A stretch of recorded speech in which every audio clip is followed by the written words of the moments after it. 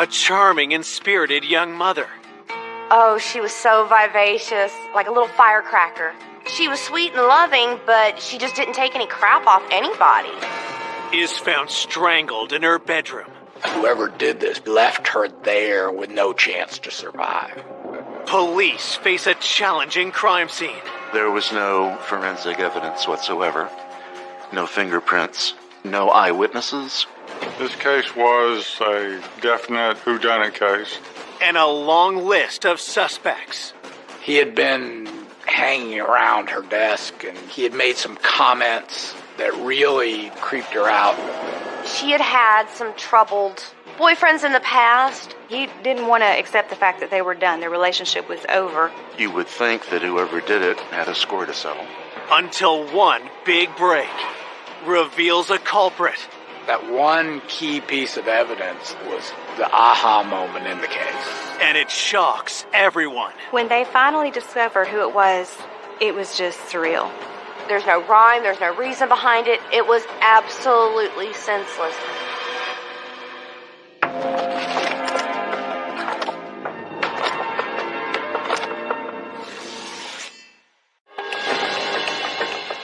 Just before 5 p.m. on a Monday in March of 1999, in the small bedroom community of Norcross, Georgia, police raced through the suburban streets in response to a 911 call. The only information that we had at hand initially was there had been a person discovered dead in an apartment. It was her fiance that had called 911. When we arrived at the scene, we spoke with the fiance briefly. The man tells detectives the victim is 20-year-old mother of one, Danielle Jennings. Her 2-year-old son is currently at daycare. The fiance told us he walked in and found her lying on the bed, and he stated that she was cold and blue. She was deceased by that point. She was face down on the bed, and he rolled her over and then called 911.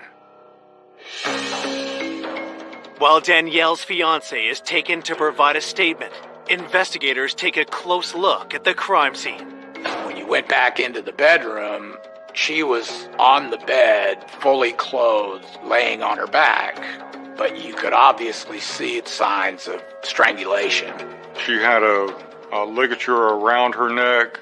The ligature appeared to be some type of stocking, and it was tied around her neck very, very tight.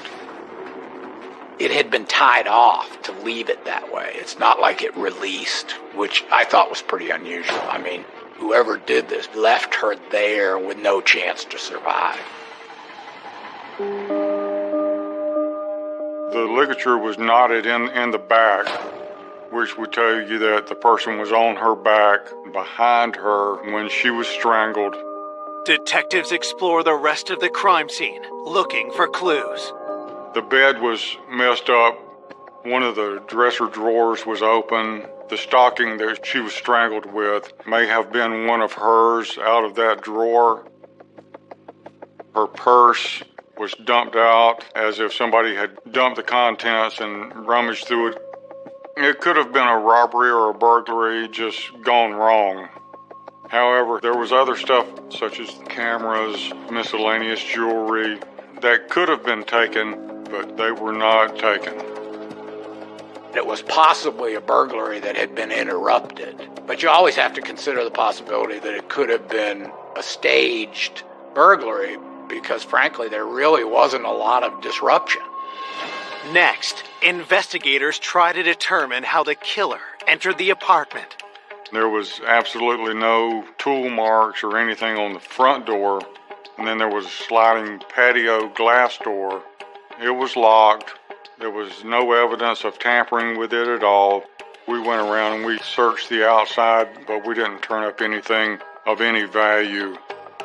Before they return to the station to interview Danielle's fiance, detectives fan out to speak with other tenants in the complex.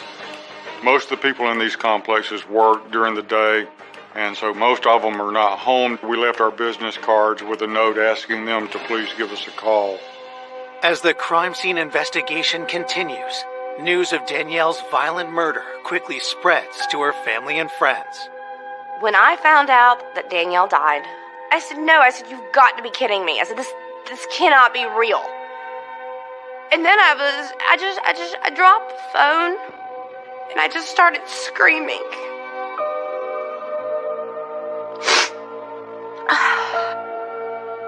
I was just absolutely in utter shock. How does one handle the information that your best friend, your sister, the person that you basically love more than anybody in this world is gone? Why would somebody do this to such a loving, caring, beautiful person? Born in Columbia, South Carolina in 1978, Danielle grew up with her mother and stepfather in Stockton, Georgia. Even in her youth, Danielle had a magnetic personality. She was beautiful, strong, tenacious, ferocious. She was very fun. Danielle was always ready to have a good time, to laugh. Oh, she was so vivacious, like a little firecracker. She was very tiny, but she had this big attitude. She was sweet and loving, but she just didn't take any crap off anybody. Danielle showed her resilience when she was left to deal with an unplanned pregnancy alone at the age of 16. There was never a doubt in her mind that she wanted to have that baby. She wasn't scared. I mean, she had brass balls of steel. She wasn't going to let her age stand in the way of being a good mother. Danielle gave birth to her son, Tristan, in 1996. She was so proud. I could see her little attitude in him. The new mother longed for her son to have a father and hoped she had found one when she started dating Luis Payano. We grew up with Luis, so we go way back with him. We met Luis in our early teen years. Danielle was always partial to Luis, and Luis and Danielle were dating, and I was so thrilled. And the way that Luis would look at Danielle, like she would walk into the room and he would just light up. Soon, the couple moved into an apartment together, and Danielle landed an office job at a landscaping company. She was so excited to have like what we titled a big girl job. She was very proud of herself. We were all very proud of her, you know? She was going places. In December of 1998, Luis asked Danielle to marry him. She was so excited, and I'm like, this is going to be the best marriage ever. When Danielle first got her engagement ring, it was too big. And I said, girl, you got to get it sized. She's like, I don't want to take it off. It was beautiful. Danielle had everything going for her. She had a great career opportunity ahead of her. She had a man she was so excited to marry. She had a beautiful son that just meant the world to her. Danielle was really on top of her game. She was probably the happiest I had ever seen her. Now, all Danielle's happiness and hope has been stolen by a cold-blooded killer. I could not even begin to fathom why somebody would do that to her. Back at the crime scene, investigators are searching for answers. The scene raised several questions. Of course, the most obvious was, how did whoever it was get into the apartment? Because there was no sign of forced entry. Was it someone she knew? We know, working off the percentages, that the person most likely to kill you is laying next to you in the bed. In this case, Danielle's fiance, Luis. Coming up, detectives unearth dark secrets. She had had some troubled boyfriends in the past. He was violent. He was abusive. You could tell when he talked about Danielle that it made him mad. He was just very, very creepy to me. And I know they had tumultuous fights. The person that did it could have been amongst us. And just as the case threatens to turn cold, We felt like we had hit a brick wall. I had a huge fear that whoever it was got away with it. a stunning revelation points to a killer no one suspected. The killer was much closer to home than anybody first thought. I don't think anybody saw it coming.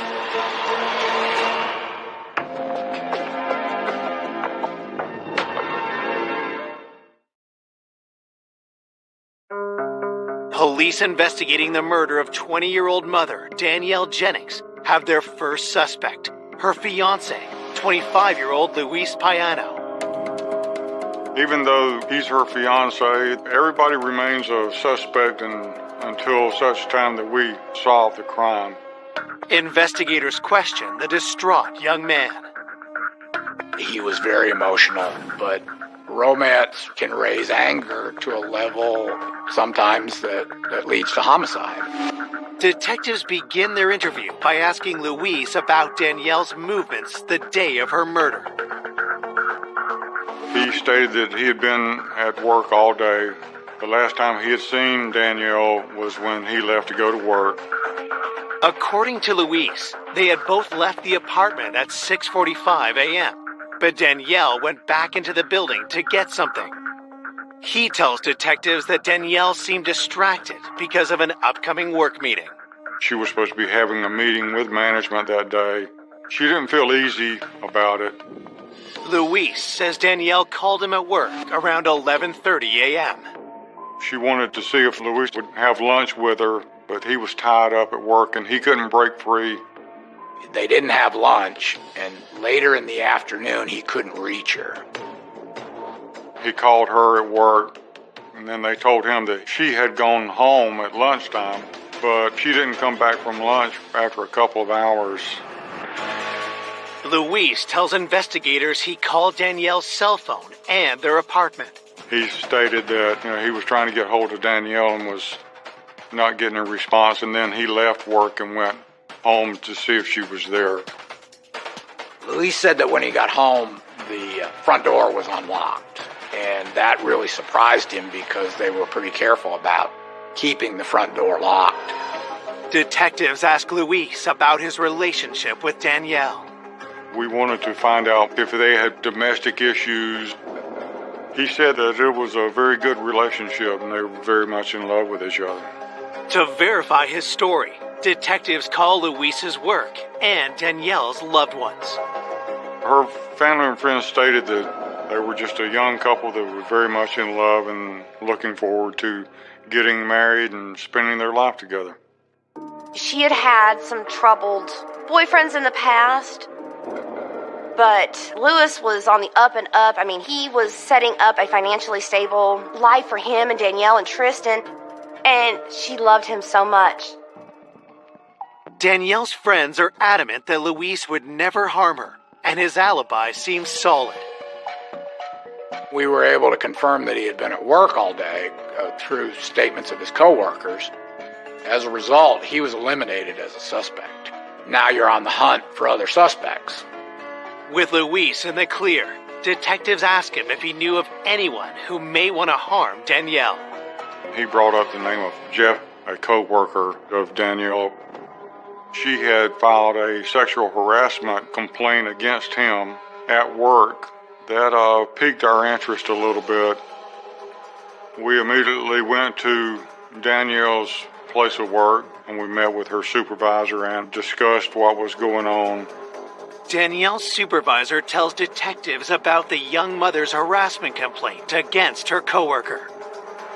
He was a middle-aged man. He worked at the same landscape company. He had a different job. He was in management. Danielle told her manager and supervisor he had been hanging around her desk and he had made some comments that really kind of creeped her out and acting inappropriately at work. There was a big age difference between Danielle and Jeff. He was 40, she was 20. He had asked her out for lunch, and she told him that she had a fiancé that she loved, and he had made a comment to her that if he was 20 years younger, things would be a lot different. Danielle had briefly touched base with me about the situation that she was having at work. Dude was kind of crushing on her, and she was trying to get that, under control. But I said, just don't let it get out of hand. She filed the complaint. I kind of admired her grit. She wasn't going to take it. The company was very responsive to her complaint. They took it seriously. They moved quickly. Detectives note the timing when told of the company's response. That day that Danielle was killed, she was supposed to be having a meeting with upper management about the sexual harassment charge. Once we realized that the meeting had taken place that day, that was something that was suspicious. Talking with the management, we found out Danielle was anxious and nervous about the meeting. She was a relatively new employee when she made the complaint. That was one of the reasons she was so nervous, because his career was in a certain amount of jeopardy. Coworkers state that after the meeting, Danielle went home for lunch, but never returned. She didn't come back, and we knew that was consistent with the time of death. You had to think, where was the coworker at the time? Detective suspicions increase when they learn that Jeff was out of the office and did not return until late in the day.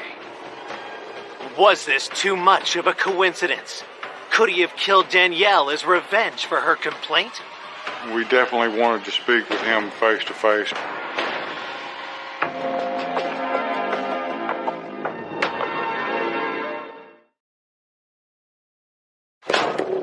Detectives hunting the killer of Danielle Jennings suspect a harassment complaint against her coworker, Jeff, may have led to retaliation and murder.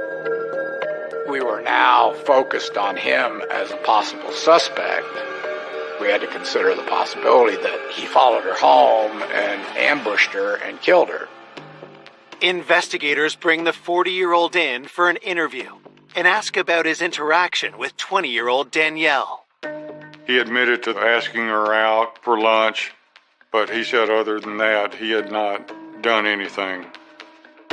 He talked about the sexual harassment complaint and pretty typically said, I didn't think it was that big a deal. I didn't know she was that offended.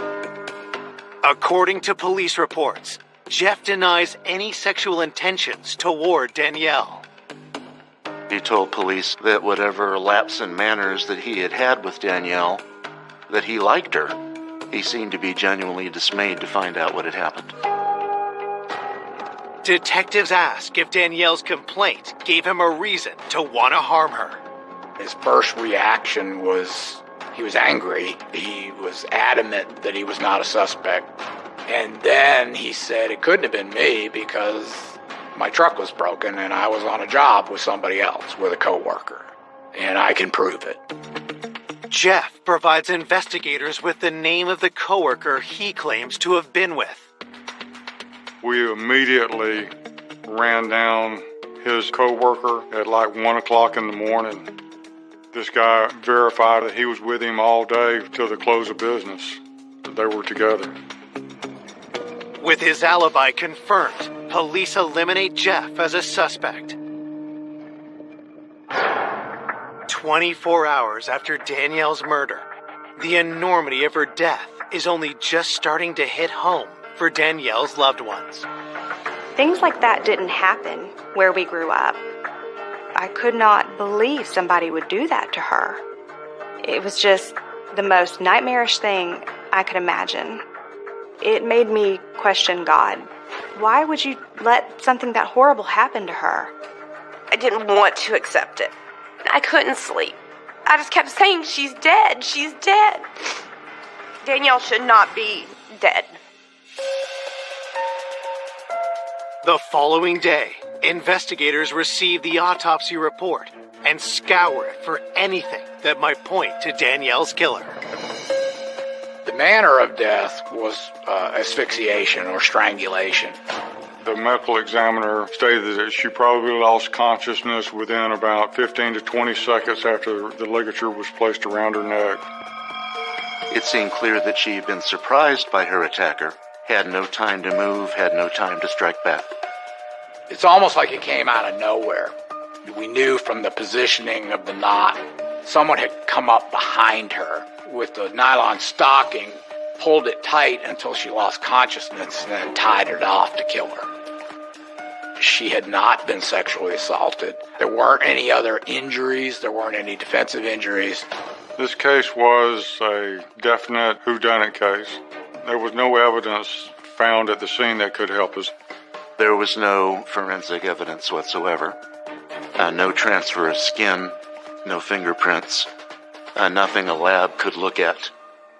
After striking out with the autopsy, investigators revisit the theory that the homicide was a robbery gone wrong.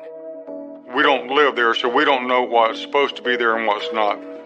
We asked the fiance to go back through the apartment with us and tell us what he sees missing. The smallest detail sometimes helps point us into the direction of a suspect, but nothing was missing according to the fiance. At that point, we had absolutely nothing to go on, other than the stalking that she was strangled with. Detectives ask Luis if he recognizes the stalking. We wanted to know whether it came from her. It was a tan, knee-high women's stocking, and he said that she never wore anything like that, and we didn't find any in the apartment. Whoever did this brought that with them. The homicide was brutal, violent, and vicious.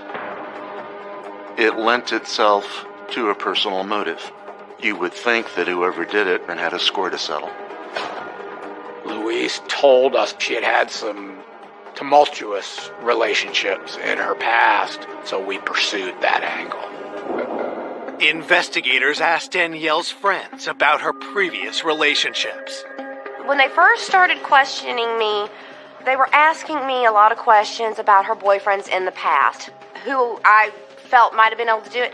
And then it clicked that, Eddie, he was a tow truck driver, and he was a big guy. And he was just very, very creepy to me. Her best friend told us about her ex-boyfriend. He was violent. He was abusive. She ended up having to get a restraining order on him. With Eddie, no one ever really knew when he was going to pop up again. That was somebody we needed to look at.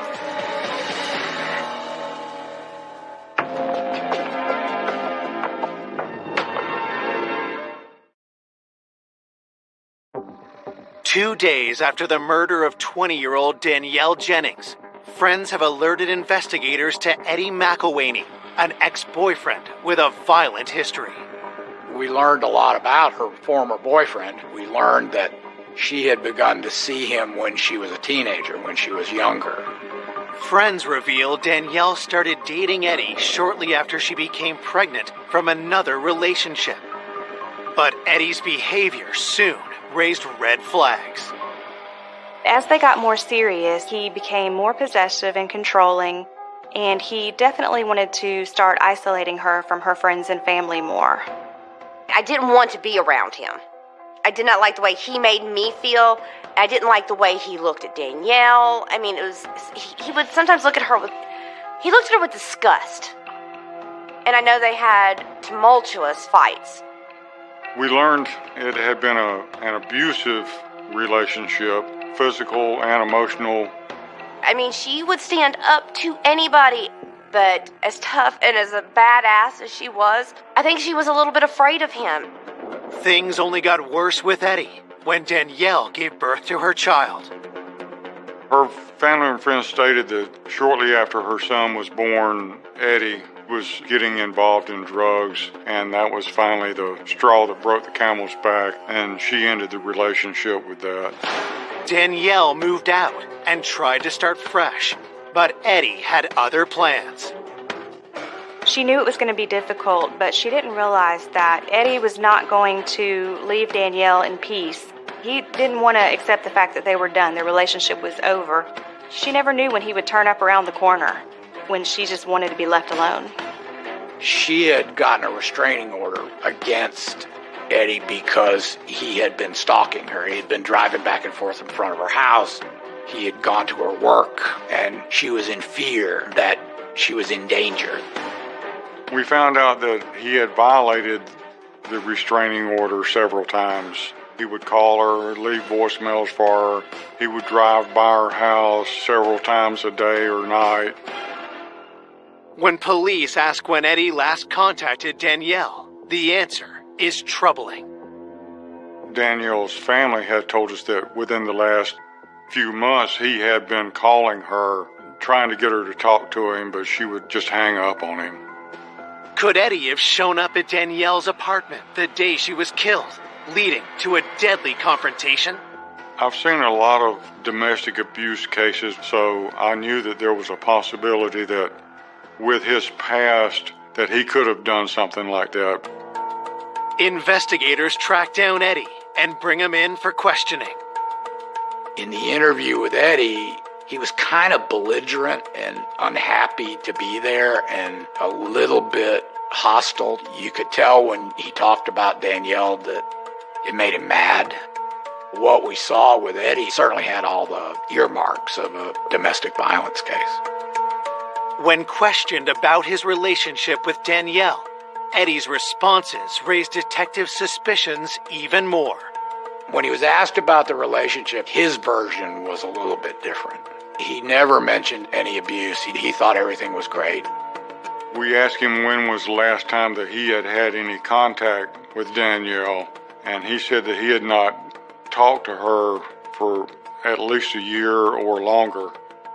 We know that he's lying about that from speaking with Danielle's family and friends. We knew in the last several months he had been calling her. At that point, he's looking pretty good. So you have to determine where he was at the time of the crime. Eddie tells detectives that he was working many miles away from where Danielle was killed. He said that on his job as a tow truck driver that he had to go out of state. Investigators immediately look into Eddie's alibi. His boss verified that he was out of state and he was able to produce hotel receipts, gas receipts that showed that he was actually out of state at the time of the crime. Whenever he responded to a legitimate call, he had to log it, and his whereabouts could be verified throughout the day. That is a pretty tight alibi, so he was eliminated as a suspect. It's another dead end for detectives.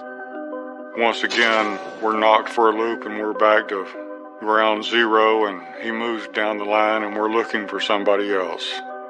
It was infuriating. It was frustrating. I had a huge fear that whoever it was got away with it, because people get away with murder every day. I was really hoping that the detectives would find something, because you're sitting here trying to point a finger at somebody that you don't know who. There was this air of suspense around everything because we didn't know at that time who had killed Danielle. The person that did it could have been amongst us. We had basically eliminated everybody who was close to the victim. When you get to that point of an investigation, you don't have anywhere else to logically follow up. With no more leads, the investigation is at a standstill. We felt like we had hit a brick wall, and then we got a call that changed everything.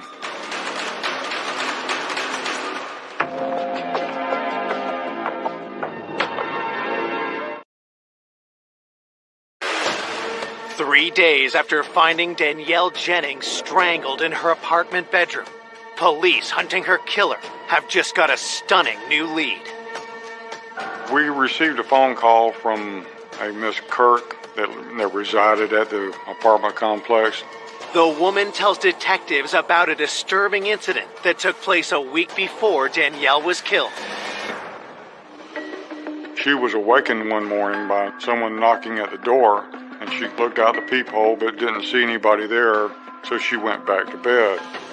And a few minutes later, she hears the front door open, and the maintenance man is standing there.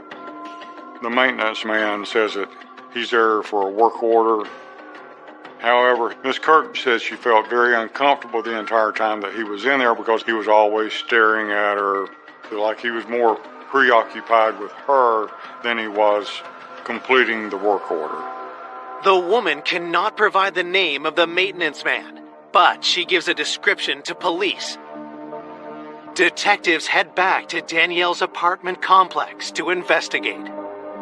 While speaking with the management at the complex, we found that there was another case similar in the past from a Miss Bruno that lived in the apartment complex. Management told the detectives that someone had walked into this woman's apartment.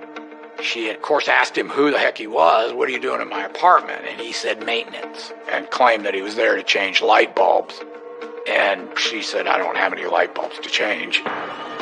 He kind of mumbled and stumbled, and then, maybe I have the wrong apartment, and he backed out and left. It was so similar to the other one, which of course raises our eyebrows.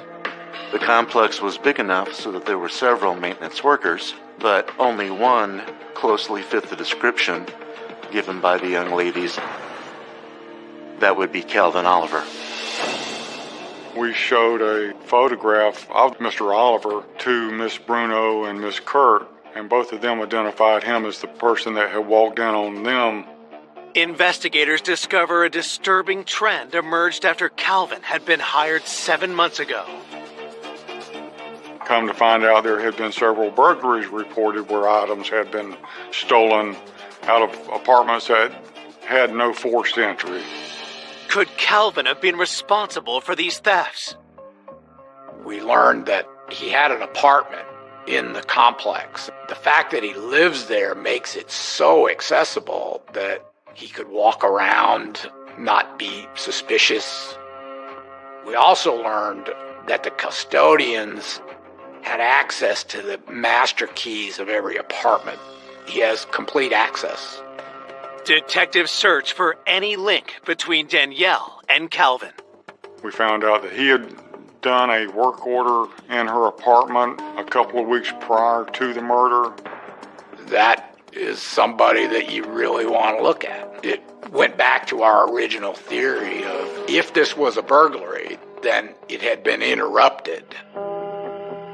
He could have known that Danielle Jennings was gone during the daytime, and he decided that day that he was going to enter that apartment.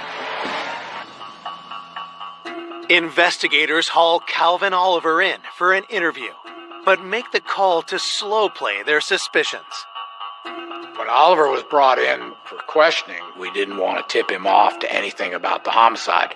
So he was interviewed initially about the burglaries. He absolutely denied any of that. He said, I didn't steal anything, I didn't go into apartments. He denied any involvement in any burglaries. The 42-year-old tells detectives that his intrusion on the two women in the complex was a simple misunderstanding. Once we got around to interviewing him about the murder, the first question was, did you hear about this? It was kind of odd. You would have thought that a person who worked in that apartment complex and was there every day would have heard everything about it. He went, yeah, I think I heard something about it. I don't know much about it. I don't know that woman. He insisted he knew nothing about, as he described her, that dead girl. All he admitted to knowing her was that he had done the work order in her apartment. At that point, we had a pattern of conduct going into apartments. We had the admission that he had been in the apartment, but we had nothing that directly linked him to the murder. With nothing concrete on Calvin, detectives end the interview. But before they let him walk free, police run a background check and are shocked by what they find. He had a criminal history of burglary and theft. There was an outstanding warrant on him for failure to appear on a burglary charge in another jurisdiction. That day that Danielle was killed, if he's in there and she walks in on him, that would be a reason for him to cause her harm because he doesn't want to go back to prison. He had an outstanding warrant, so he was held for that, and that bought them enough time while they investigated. Based on the burglaries that had occurred in the complex, we obtained a search warrant for his apartment. We're trying to see if we can find anything that would tie him to Danielle Jennings. We're looking for any type of the stockings or pantyhose or anything that would be similar to the one that we found tied around her neck. Detectives find no matching stocking, but they do discover incriminating evidence. We do find evidence of the other burglaries that had been committed in the complex. And then we also found out that he had possession of a master key for the apartment complex so that he could open any door on any building at any time, and he was not supposed to be in possession of that key. It's only enough evidence to allow investigators to charge Calvin with burglary. We concluded that search with those items, but nothing was found relevant to the murder. You really don't have anywhere else to go at that point. We don't have a stocking. We don't have anything that ties him to Danielle or her apartment at all. That's where we were until Luis called.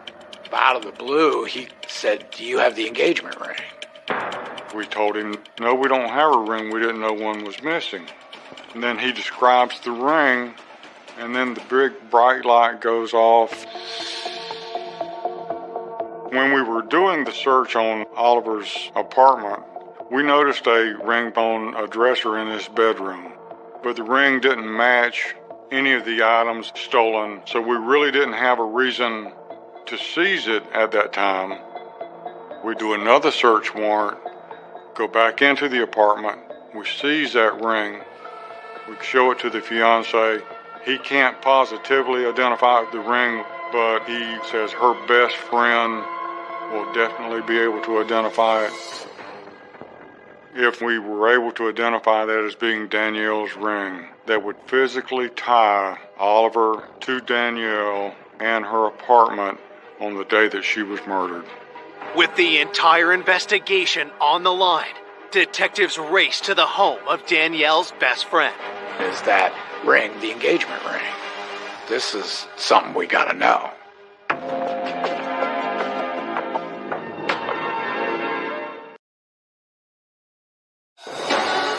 Investigators believe the key to solving the murder of Danielle Jennings is her missing engagement ring. If we had that ring, then we had the killer. Detectives have seized a ring from suspect Calvin Oliver's apartment. But is it Danielle's engagement ring? They hope her best friend can answer that question. The detective and Lewis were there, and I said, well, what's going on? And the detective looked at me and he said, Leslie, he said, do you know what Danielle's engagement ring looked like? And I said, yes, sir, I do. The detective said, is there any defining characteristics to this ring? He goes, and I need you to be specific. And I said, yes, sir. I said it was bent. She had bent the band so it stayed snug on her finger because she wouldn't take the dang thing to get sized. We needed to find out when was the last time she had seen her wearing the ring. I said, I saw Danielle the Sunday before she was killed, and she had her ring on Sunday night. And he takes the evidence bag out and he says, is this her ring? And the minute I saw it, I knew it was hers. When we had that ring and had it identified as being hers, we knew that we had the guy. We knew we had the right person. Finding the ring was the aha moment in the case. And that was the piece of evidence that allowed us to charge Calvin Oliver with murder. 9 days after her death, Calvin Oliver is arrested for the murder of Danielle Jennings. The primary charge was malice murder, and that means that you intentionally and unlawfully kill another human being. Detectives once again interview Calvin, this time taking a different approach. Once you have a suspect under arrest for the charge that you're interviewing him about, then the interview becomes very direct. He was given a chance again to tell the story where he denied any involvement in the murder, and then he was confronted with the evidence that we had. We told him about the ring, and that's when he said, well, I stole that ring 2 weeks ago when I did the work order in her apartment. But see, we knew that was a lie because we had people that had seen her wearing the ring, so we knew that he was lying about that. Calvin refuses to answer any more questions. We told him that he was being charged with malice murder because you took the pantyhose with you into the apartment because you had intent to harm someone, and he said there was no intent there, which was a good comment to have in a statement. It's like he admitted to killing her without knowing that he had admitted to it. We were convinced 100% that we had our guy. This is the guy that was responsible for the death of Danielle Jennings, and that we were going to send him to prison for the rest of his life. News of an arrest in Danielle's murder brings relief to her loved ones and surprise. When they finally discovered who it was, the maintenance man in her apartment building, it was just surreal. I don't think anybody saw it coming. The killer was much closer to home than anybody first thought. When I saw his picture, I threw up, knowing that was the man that strangled my best friend for no reason. At trial, prosecutors present how they believe the crime unfolded. The day Danielle was killed, Mr. Oliver had already let himself in, hoping for financial gain. After the HR meeting about her coworker, Danielle went home for lunch by herself. Once she opened the door and stepped in, he knew she was there, and he knew she could not exit again. He was not going to get caught. He ambushed her from behind with the stocking. He came over her head. He pulled it tight, pushed her down onto the bed until she lost consciousness, and then he tied the ligature off, and there was no way for her to escape. There was no heat of the moment. There was no emotion. He killed Danielle because it made his life easier. The jury hears about the prosecution's most damning evidence, Danielle's stolen engagement ring. I had to be the one to testify about the ring because I identified the ring. I actually had to look at that man. I had to sit there and look at him. Calvin Oliver sat there just staring daggers into me, is what he did, and tried everything he could to make me feel uncomfortable. And I took a big, deep breath, and I stared right back at him. There was no explanation for the presence of this ring in Calvin Oliver's apartment, other than he took it off Danielle Jennings' dead finger.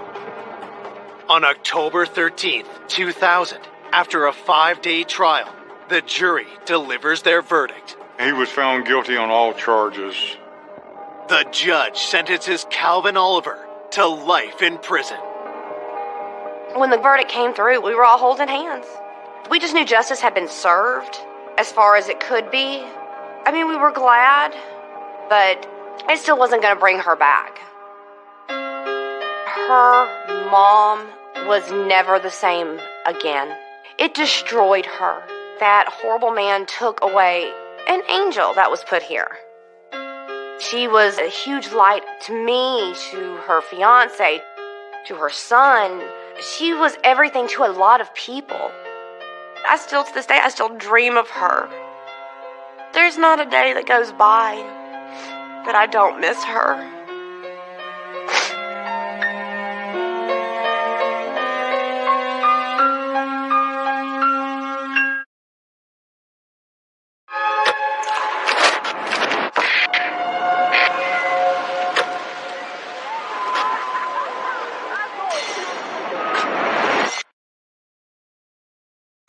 An all-American woman.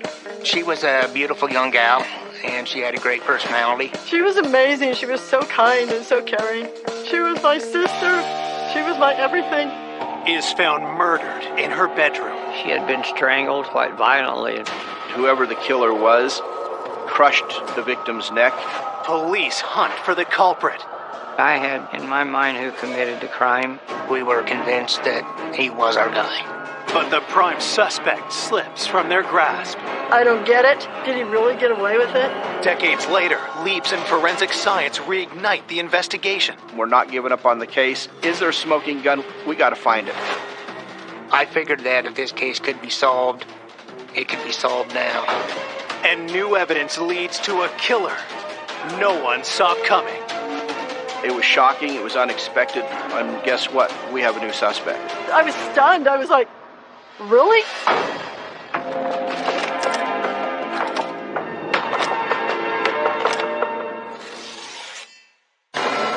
In the early morning hours of June 6, 1980, the peaceful suburb of Woods Cross, Utah, is shaken by a frantic 911 call. Emergency? Oh my God! What's the problem? My wife's been killed. I just got home from work.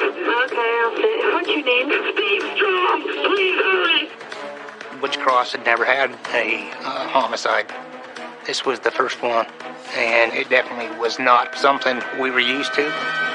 Police respond to the modest home on the outskirts of Salt Lake City. Well, I got called to respond to this house that they'd said there had been a homicide.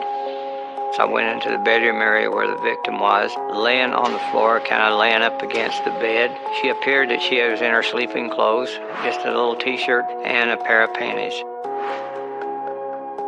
First thing that I noticed, she had bruising and scratches on her neck area that looked like she had been strangled, and been strangled quite violently. In fact, I believe that she had put up quite a struggle and quite a fight.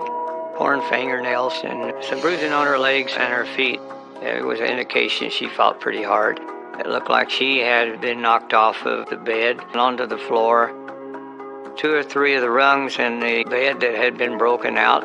So it was obvious that there was a pretty good struggle had taken place there. Police searched the rest of the house, looking for clues to what happened. And looking around, I didn't believe that there could have been a robbery or anything of that nature because everything else was in place. It did not look like a robbery or theft. This looked more like a personal attack. This looked more like that she was the target of her killer. Investigators turned to Steve Strong, the man who had called 911. He tells police the victim is his wife, 25-year-old Karen Strong. Talking to Steve, he was kind of hysterical, just very upset that his wife was dead. Steve worked at a manufacturing plant on the graveyard shift. He said everything was fine when he left the house the night before to go to work. He worked the night shift till about 7 in the morning. And when he got home, he walked into the bedroom and saw his wife. While investigators continue their hunt for clues, police informed Karen's family of the tragic news. I was at work at the phone company. My stepmother called me and said, "Your sister's dead." I said, "What? What happened?" She goes, "We don't know yet."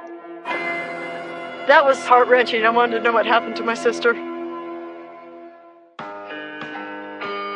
Karen Saltzgiver was born in Bountiful, Utah in 1954, the oldest of 3 children. Karen and I were 5 years apart. My parents divorced when we were younger, and that's always rough on kids. It was a struggle. But Karen was always there, playing mom, and I think it was just her nurturing instinct. She was amazing. She was strong. In 1973, Karen married Steve Strong right out of high school at the age of 18. Karen and Steve were high school sweethearts. Karen was very outgoing, very fun, very loving, and Steve was very quiet. She saw something in him. They used to go four-wheel driving a lot and up in the mountains a lot. It was a sense of freedom for her, and Karen loved nature. Over the next 7 years, the young couple worked hard to build a life of their own. Steve worked at a machine shop. Karen worked in accounting for the state of Utah. And they had an apartment in North Salt Lake, and then they bought a house in Woods Cross. It was a family-oriented place, and it was a new development. She was so excited because she got a house and a good job. You know, she had her Camaro and yellow. Yellow was her favorite color. It seemed like her life was on the right path. Karen's seemingly perfect marriage had a troubling hidden side. Steve liked to drink, and I think that's what caused a lot of the problems in their marriage. When Steve wasn't drinking, he was very quiet, but when he drank, there was a whole other side of him that came out. He was mean. What I witnessed with Steve was a lot of screaming and yelling, and then he'd leave.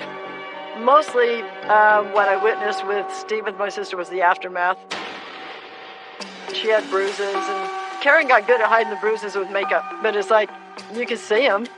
You know, to me, I didn't understand. Karen defended Steve all the time. He's just going through a bad time. Things are rough. You know, he'll get over it. It's okay.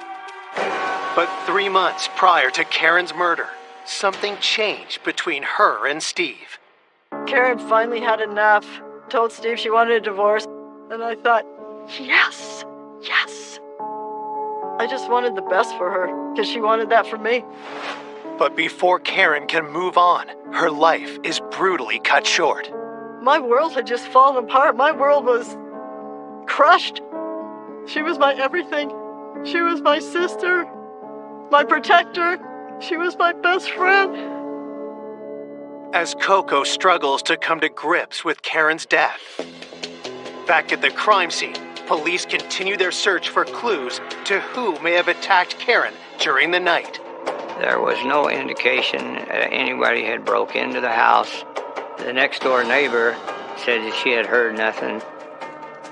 Steve had calmed down by that time. He said that he had found the doors locked, and when he got home, used his key and went into the house. As Steve is being questioned, Coco arrives looking for answers. The police didn't give me any details on exactly what happened. They did say that she had been strangled. Then they brought her body out in a black bag, and oh, that just tore me up. It's like, that's my sister. Don't put her in there. Steve was sitting there, and I just looked at him like he finally did it. There was no doubt in my mind that Steve did it. When Coco got to the house there, the first thing she said, he did it, he finally did it, he killed her. Anytime you have an incident like this, always start with the husband. Coming up, detectives discover a tangle of relationships. Steve said that everything was going great with them. It was pretty obvious that it was not. Failing the polygraph was pretty damning. Before their hunt for a killer produces a jaw-dropping twist. An innocent person just wouldn't flee. We were worried if we came to the door, he was going to shoot us. And a new suspect with a dark past emerges. He raped a girl, and then he stabbed her with a screwdriver and left her for dead. Who is this guy, and how did he know my sister?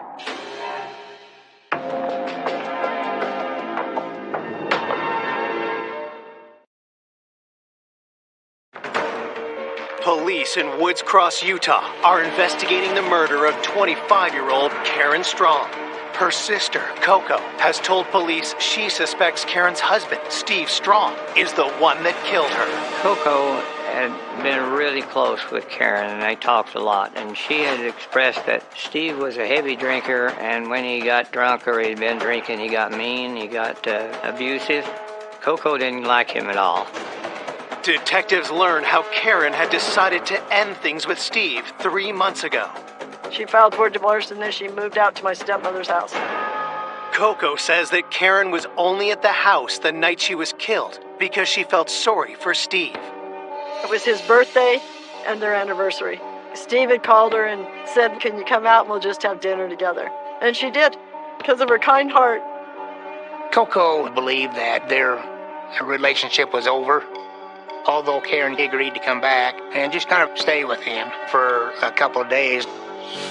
Recently separated from Steve, Karen had a new suitor named Buff. Karen told me a little about Buff, that she met this guy that was really different, and he treated her really kind. And I don't know if she thought it would go anywhere, but I know it meant the world to her. He showed her that she could be treated decent and that she deserved it. Coco said that Steve was also a very jealous person, and in her mind was sure that he had killed her. I said, how could it be anybody else? It was Steve. Detectives confront Steve Strom about Coco's allegations. He consistently stated that he had a good relationship with his wife and that there was no abuse. Steve felt that the only reason that they were getting a divorce, it was his drinking. He said that they had worked things out and that they were going to get back together, and she was not going to go through with the divorce. Investigators ask Steve to account for his movements leading up to when he last saw Karen alive. Steve said that he and Karen had gone out to dinner earlier that evening, and then they'd come home and watch TV, and then he got ready and left for work. If Steve is telling the truth, Karen was killed sometime after midnight when Steve left for work, and before 7 a.m. when he returned home to find her body. Detectives ask if the doors were locked during that time, how did Karen's killer get into the house? Steve gave us the name of about 4 or 5 people that she might have opened the door for, but had indicated probably the one that she would really open the door for after she went to bed would have been Buff. Steve admits that he knew Karen had been dating Buff while they were separated. Steve said that the relationship with Karen and Buff was over, and that they were getting back together and gonna make another go of their marriage. With nothing concrete to hold him, detectives let Steve go. After police release Steve, the news that Karen was murdered spreads through Karen's family. It just broke everybody's heart. My mom, that was her oldest daughter. She couldn't deal with it. She just shut down and shut off. It was just heart-wrenching, and it was something that was so surreal. I was trying to wrap my head around, she's really gone? As Karen's loved ones reel from the murder, detectives head to the factory where her husband, Steve, works as a machinist to confirm his timeline and verify his story. I talked to the supervisor and got copies of his time card, and as far as anybody there could remember, he was on his machine the entire time. Despite confirming that Steve was at work when he said he was, investigators cannot dismiss their suspicion of him without a better idea of when Karen had been killed. That timeline was very important to the case because we'd be able to tell who had opportunity during that time. As detectives continue their investigation at Steve's workplace, one of Steve's co-workers they speak with is 29-year-old Ed Owens. Steve Strom had named Ed Owens as one of the individuals that Karen would have allowed in. Ed and Steve were not only co-workers, but they had become friends. They socialized together, socialized with their spouses. Both of them liked to drink, and so they oftentimes did it together. There was an incident where Steve would end up so intoxicated that Ed and Karen had to take Steve home and carry him into the house and put him to bed. Ed tells detectives that he was working the shift before Steve arrived that night, but had left the plant for his meal break around 8 p.m. Ed had said that he had left work and then gone to the local bar to get his lunch, and he started drinking with some friends till they closed the bar, and then went out in the parking lot and continued drinking. Ed came back to the plant about 4:30 in the morning. He was obviously intoxicated. Steve had actually offered Ed a ride home, but Ed had refused and drove home intoxicated. As investigators talk to Ed, something about his appearance draws their attention. I did notice that he had some scratches on his arm and close to his eye on the nose. Detectives question Ed about the scratches. Could he have been scratched while he attacked Karen?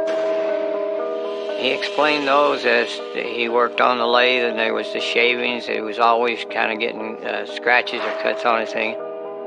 Talked to the supervisor at his work, and he indicated that happens quite frequently. Just to be sure, detectives ask Ed's coworkers to confirm he was drinking with them the night of the murder. I interviewed the people that he was hanging out with, and they all stated that he was there, and he didn't have any motive as far as I could determine. With Ed's alibi confirmed, investigators turn their attention to the other man in Karen's love life, her boyfriend, Buff. Did he have motive for murder? Steve Strom told the police they were reconciling. So then we have to begin to question Karen's termination of that relationship with Buff. If they were going to get back together, Buff would have been upset about that. His attitude might have been, if he couldn't have her, nobody else would.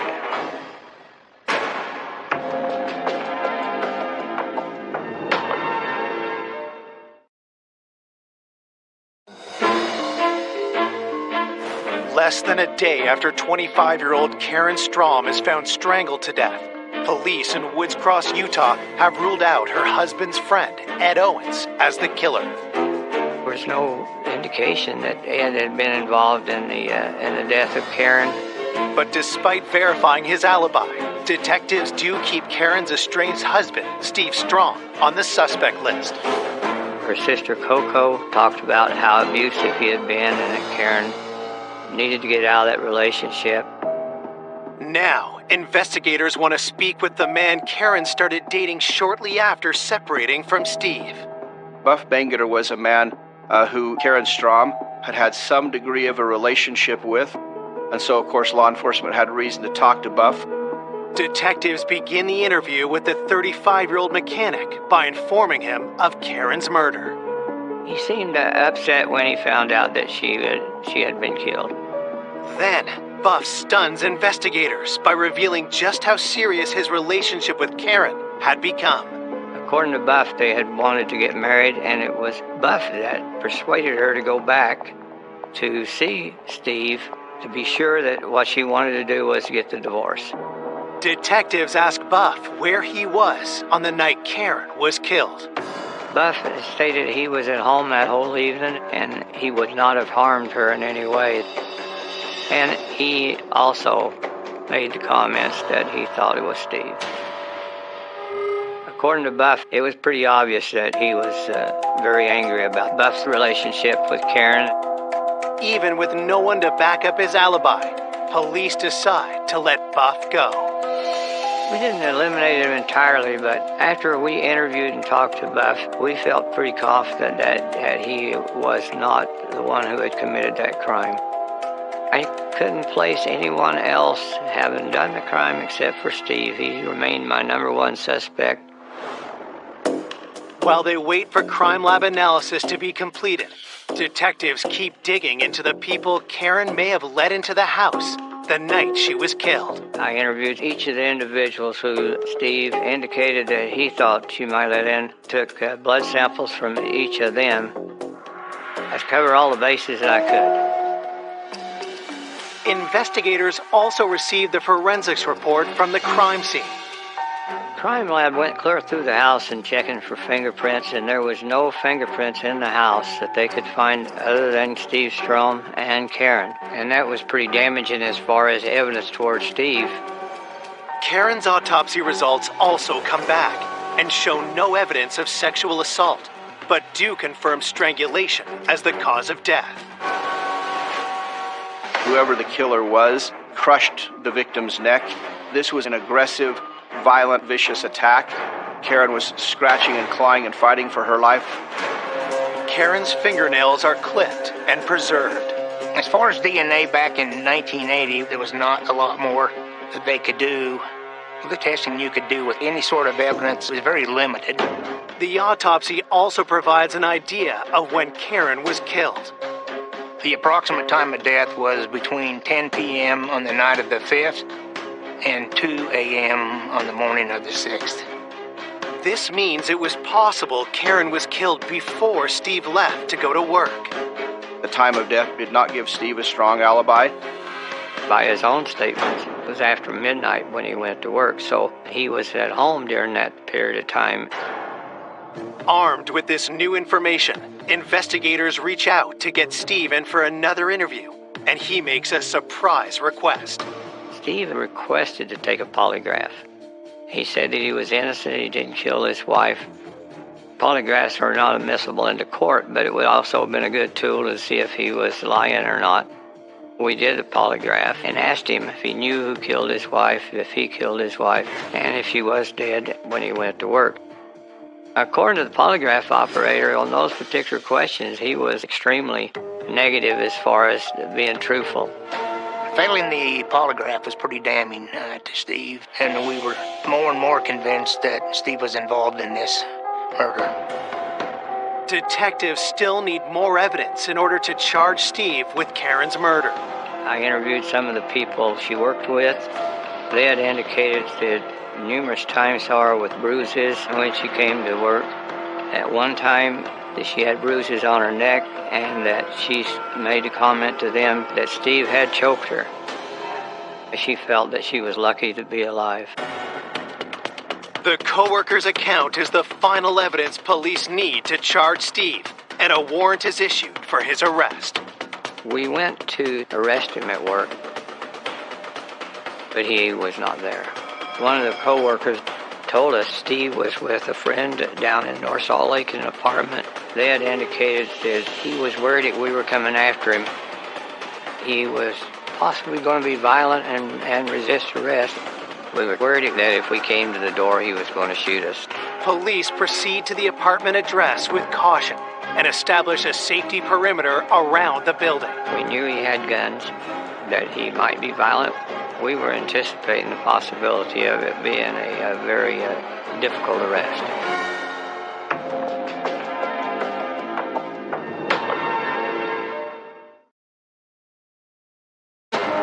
Police investigating the murder of Karen Strom are preparing to arrest their main suspect, her estranged husband, Steve. He had been known to have a weapon. It was a .357 Magnum.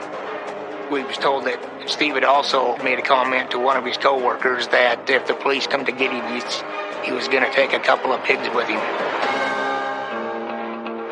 Having that information made us feel very nervous about approaching him.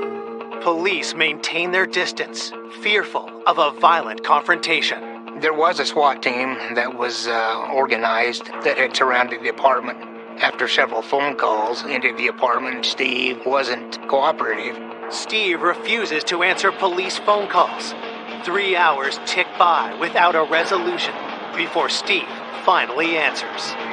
Finally, he was convinced to come out peacefully. 2 months after his wife was killed, Steve is finally arrested for Karen's murder. The news quickly spreads to her loved ones. The whole family, when they found out Steve was arrested, kind of breathed a sigh of relief. Good. You know, it was one step closer to being over.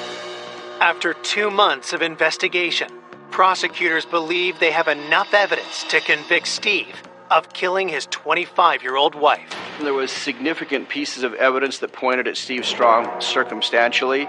It appeared that he had opportunity, didn't have a good alibi. He had motivation, potentially jealousy. He had history of domestic violence, particularly when Steve would drink. You had the incident where the co-worker saw Karen with strangulation marks on her neck, and Karen had told her it was Steve Strom that did it. So that was a significant component to the case. Put all the pieces of the puzzle together, and it did look like they've got a reasonable likelihood of conviction. Steve is held on remand for 6 months as prosecutors prepare their case. But just before the trial is set to begin, Steve's defense attorney asked the judge to exclude the testimony from Karen's coworker about Steve strangling Karen. The defense said the coworker didn't actually see it. The coworker is only reporting what Karen told her in what's known as double hearsay. And the judge made an evidentiary ruling that disallowed prosecutors from using that evidence or information at trial. And that was kind of a shocker to me because that was one of our key pieces of evidence. The interviews where people had seen the bruises, she had told them who gave her the bruises.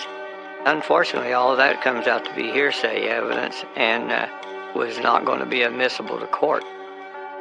Without an eyewitness to abuse, prosecutors have a hole in their case against Steve. Without that information, they don't have enough evidence to persuade a jury beyond a reasonable doubt that he killed Karen. And if they go forward and lose, Steve Strom, because of double jeopardy, could never be prosecuted again for Karen's murder. Prosecutors make the difficult decision to drop the charges and let Steve walk free. When I found out the charges wouldn't hold, my heart just sank. It was like, what? Why is this happening? Show me why this is happening, because I can't wrap myself around this. I just didn't understand why they didn't have the evidence. Coco was very upset that we had released him, and so was I, but most of the evidence that we had against him was circumstantial evidence. We didn't have any hard evidence towards Steve. For the next 4 months, detectives continue digging, trying to find the evidence they need to close the case. I did a lot of running around during that time, interviewing people and trying to find more evidence. However, most of the stuff we were getting was still hearsay. By the time the 1-year anniversary of Karen's murder comes, little hope remains. I felt that I had done everything that I could. My main thing at the time was making sure that I had preserved all the evidence we had collected, so if something did come up later, we would be able to use it. In the summer of 1981, the hunt for Karen's killer goes cold. A year went by, another year went by. And I'd call anything. Do you have anything new? Nothing, Coco. Nothing. And it's like, did he really get away with it? The case remains cold for more than 2 decades, but police in Woods Cross never forget the murder of Karen Strom. I retired in 2005. However, I have to admit that I was still upset about the fact that I could not tie Steve to the murder. In 2006, 26 years after the crime, new detectives take a fresh look. This case was a high-profile case, and at one time there had been a lull in the caseload, so I had asked if I could focus all my time on this case. And knowing that there was new developments in science, I figured that it was the right time to pick this up, because if this case could be solved, it could be solved now. I went through the evidence looking for specific items that could be tested. The items that we sent into the lab for examination first were Karen's fingernails. Police in 1980 found material under Karen's fingernails, but had no way of testing it. Could this hold the key to identifying Karen's killer? We was quite worried that the evidence had degraded. I mean, it had been 26 years. The crime lab tests Karen's fingernails, searching for her attacker's DNA. When those results came back, it was a bombshell. There was DNA of Steve Strom underneath Karen's fingernails, but also there was unexpected DNA evidence underneath Karen Strom's fingernails. And guess what? We have a new suspect.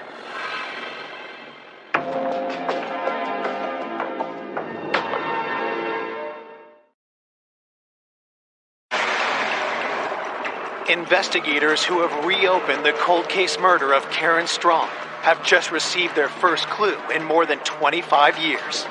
DNA from under Karen's fingernails has been traced to 2 different men, her husband, Steve Strom, and someone on the original investigator's radar. That DNA belonged to Ed Owens. The fact that Ed Owens' DNA was underneath Karen Strom's fingernails, it was shocking. Ed Owens was Steve's friend and coworker. Ed's blood had been collected in 1980, when police first considered him a suspect. There was no recent contact between the two that anyone was aware of. We got to dig a little bit deeper into Ed Owens as a realistic suspect. The presence of Ed and Steve's DNA is evidence to investigators the men had contact with Karen. But is it a sign that one or both had killed her? In search of answers, detectives track down the now 56-year-old Owens. Ed and his wife were currently living in Falls Church, Virginia. Initially, when I was talking with Ed, he started asking me questions as far as who the suspect was and any new developments in the case. I was suspicious when talking to Ed because of the questions that he was asking me. I wanted him to come into Woods Cross and meet with me and discuss this matter face to face. Ed Owens agrees to come back to speak with investigators the following week. Detectives also reach out to the now 53-year-old Steve Strom. Steve had moved to Henderson, Nevada. I contacted Steve and asked him if he would come up from Henderson and meet with me and go over his statement that he gave back in 1980. He wasn't at all that cooperative. He said that for years he's been telling the authorities that he didn't do it, and he believed that we was still after him. For prosecutors, Steve's DNA under Karen's fingernails does not, in fact, strengthen the case against him. It was not new to learn he was with Karen on the night that she had been murdered. We're now looking at this from what can the science show us? Who can we show did what based upon this evidence?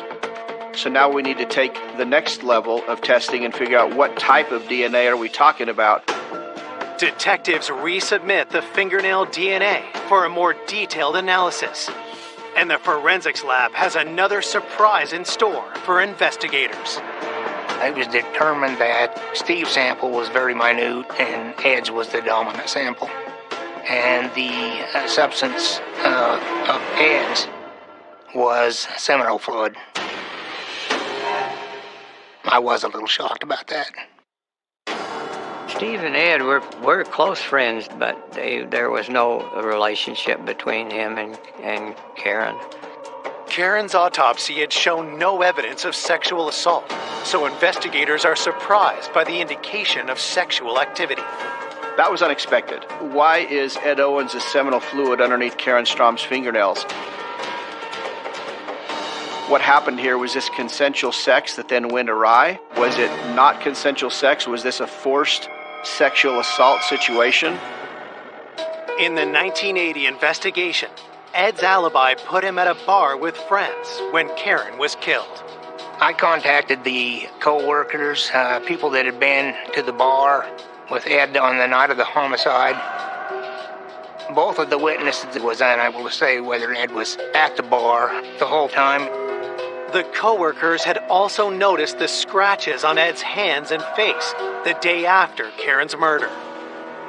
Ed was asked how he obtained those injuries, and he said that he was playing with his dog. Strikingly, that statement contradicts the one Ed gave to detectives 26 years prior. Ed had said that those scratches were obtained by working on a lathe machine. This was raising some red flags as far as Ed's involvement in this matter. Detectives are eager to talk to Ed themselves, but he fails to arrive for his scheduled interview. Ed just mysteriously turned up missing 2 days after he had spoken with me. Left a note for his wife. It was a goodbye note. Well, after hearing this, I subpoenaed some banking records of Ed's, and through those records we determined that he crossed the border into Mexico. An innocent person just wouldn't up and leave his family and flee. Detectives get another surprise when they dig deeper into Ed's background. Back in 1980, the investigators ran a background check on Ed Owens in Utah.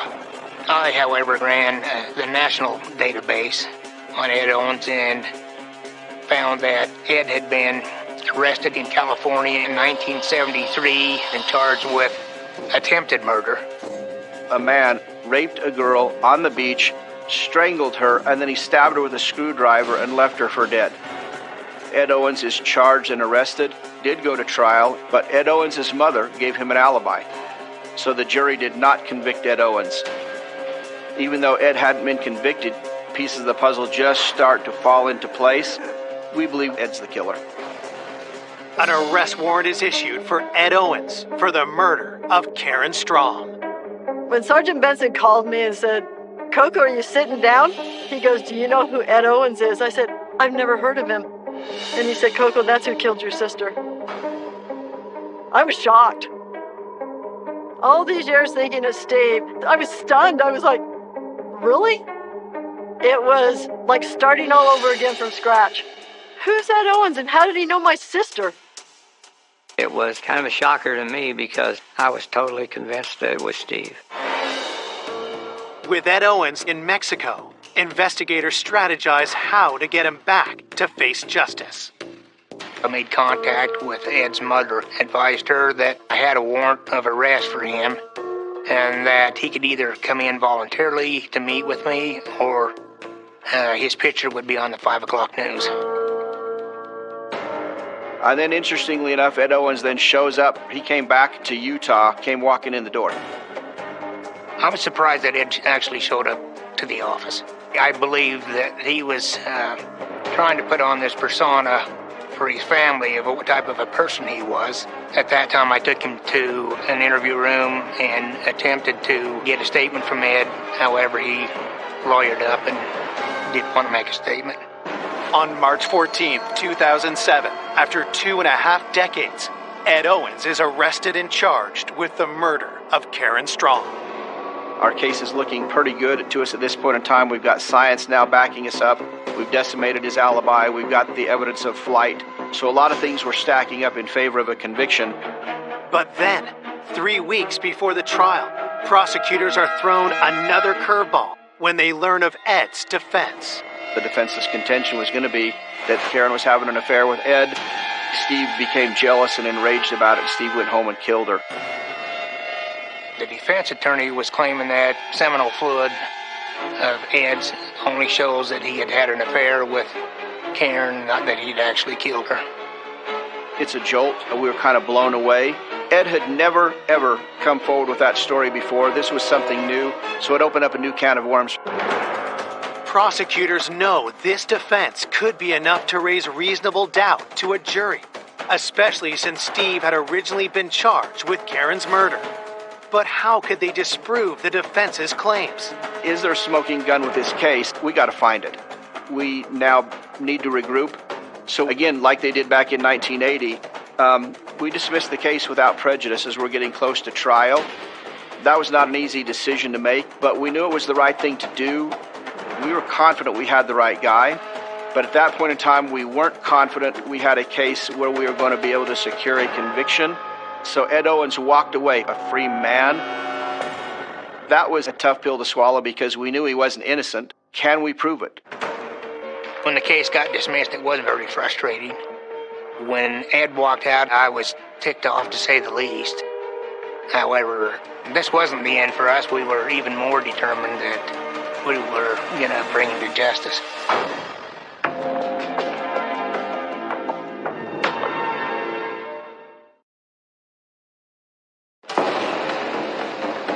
"26 years after the murder of Karen Strom, police have arrested their second suspect in the crime, Ed Owens.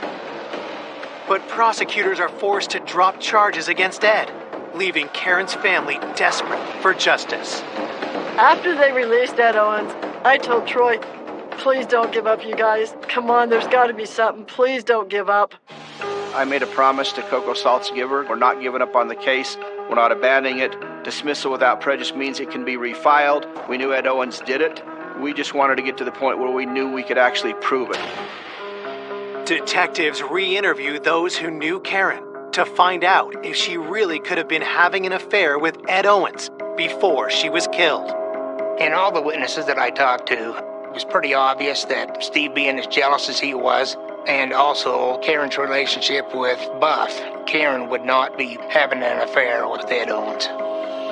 With no evidence of sexual assault found during Karen's autopsy, prosecutors need to establish an alternate theory to Ed's claim of an affair. So why is Ed Owens' seminal fluid underneath Karen Strom's fingernails?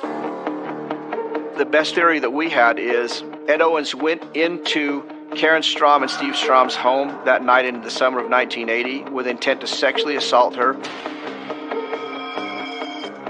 That Karen successfully stopped him. I believe that that's probably the best answer because there was no genital injury to our victim, Karen Strom. Yet there's a hell of a struggle. And the way he crushed her neck, it's in anger. He didn't get what he wanted.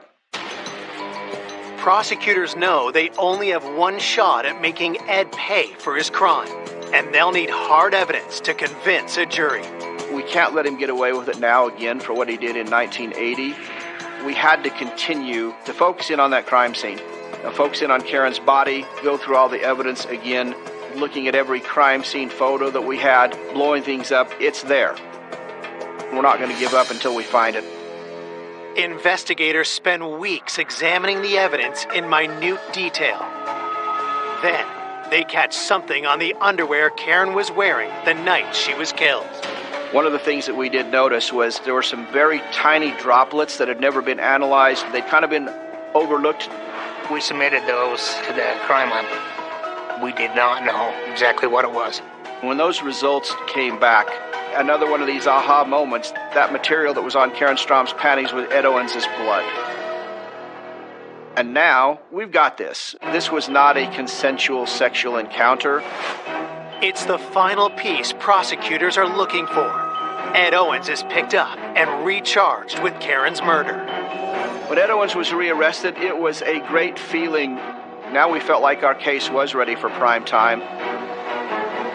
At trial, in front of Karen's family, prosecutors present how the crime unfolded.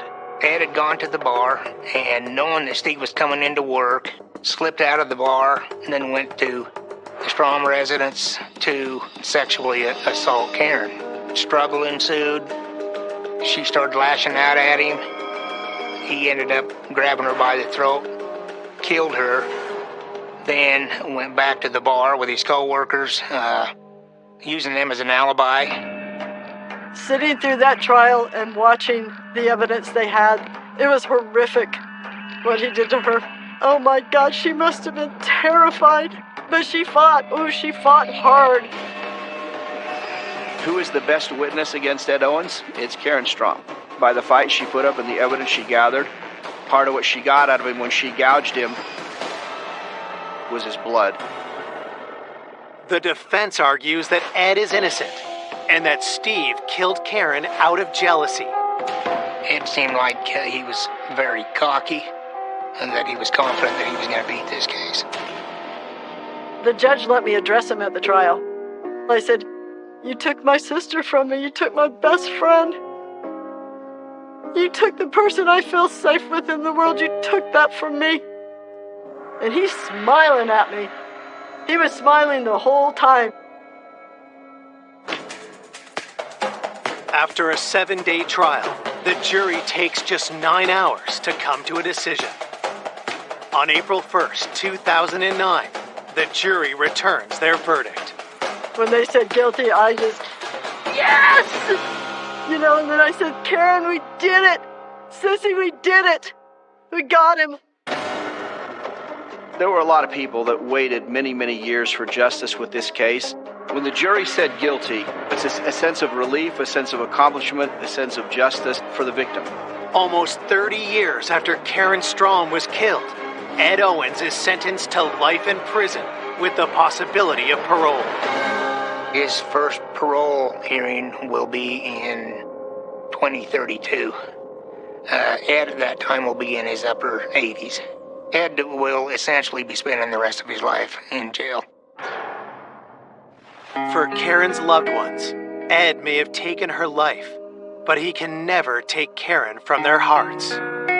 I think of Karen all the time. I have a picture of her on my bookshelf, and I know her energy is still there. I can feel it. She was just so kind and so caring. She was a beautiful person, a beautiful soul.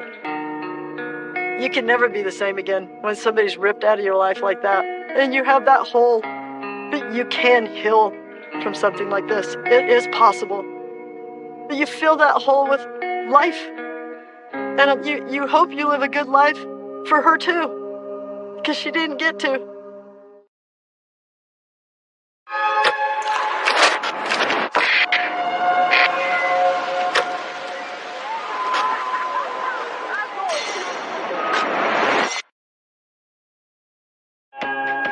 He was a popular high school teen with a big heart. He was loved by everybody. He was there for anybody, anytime. He was a really likable and caring person.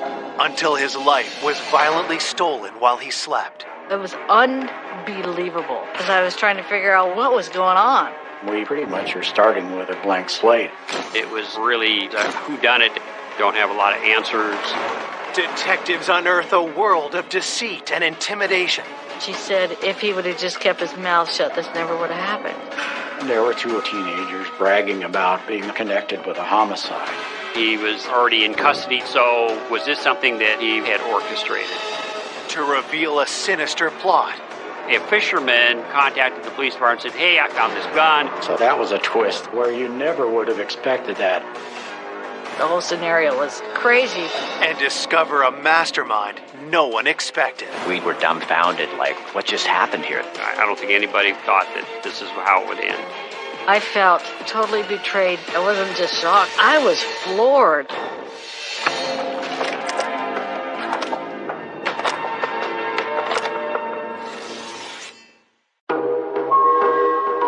Set against the picturesque backdrop of the Oregon mountains, the small town of Eugene is 100 miles south of Portland. The community is nice. It's a good place to raise a family. It's a college community. The University of Oregon is there. It's a beautiful area of the Pacific Northwest.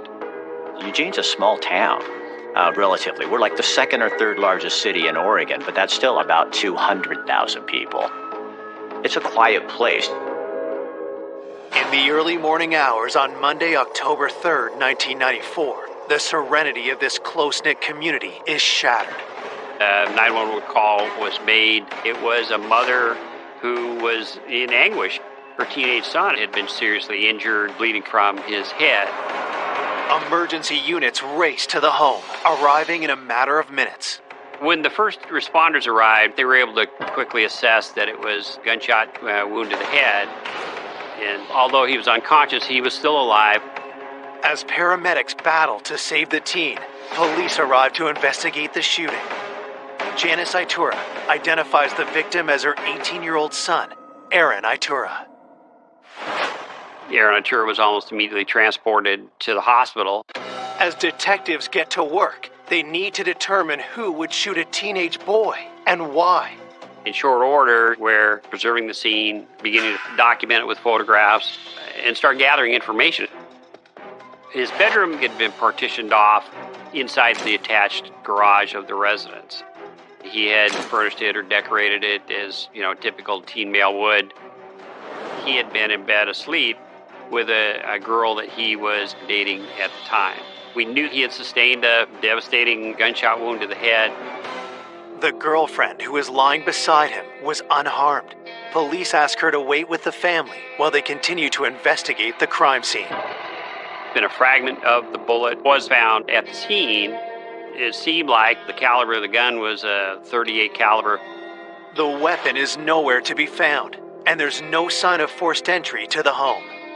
Somebody had just opened the garage door. It wasn't locked. There's nothing of value missing. Detectives wonder if the attacker could have a personal motive. If somebody had a gun and they went in there to steal property, but the people woke up and discovered them, you would expect both people to be shot.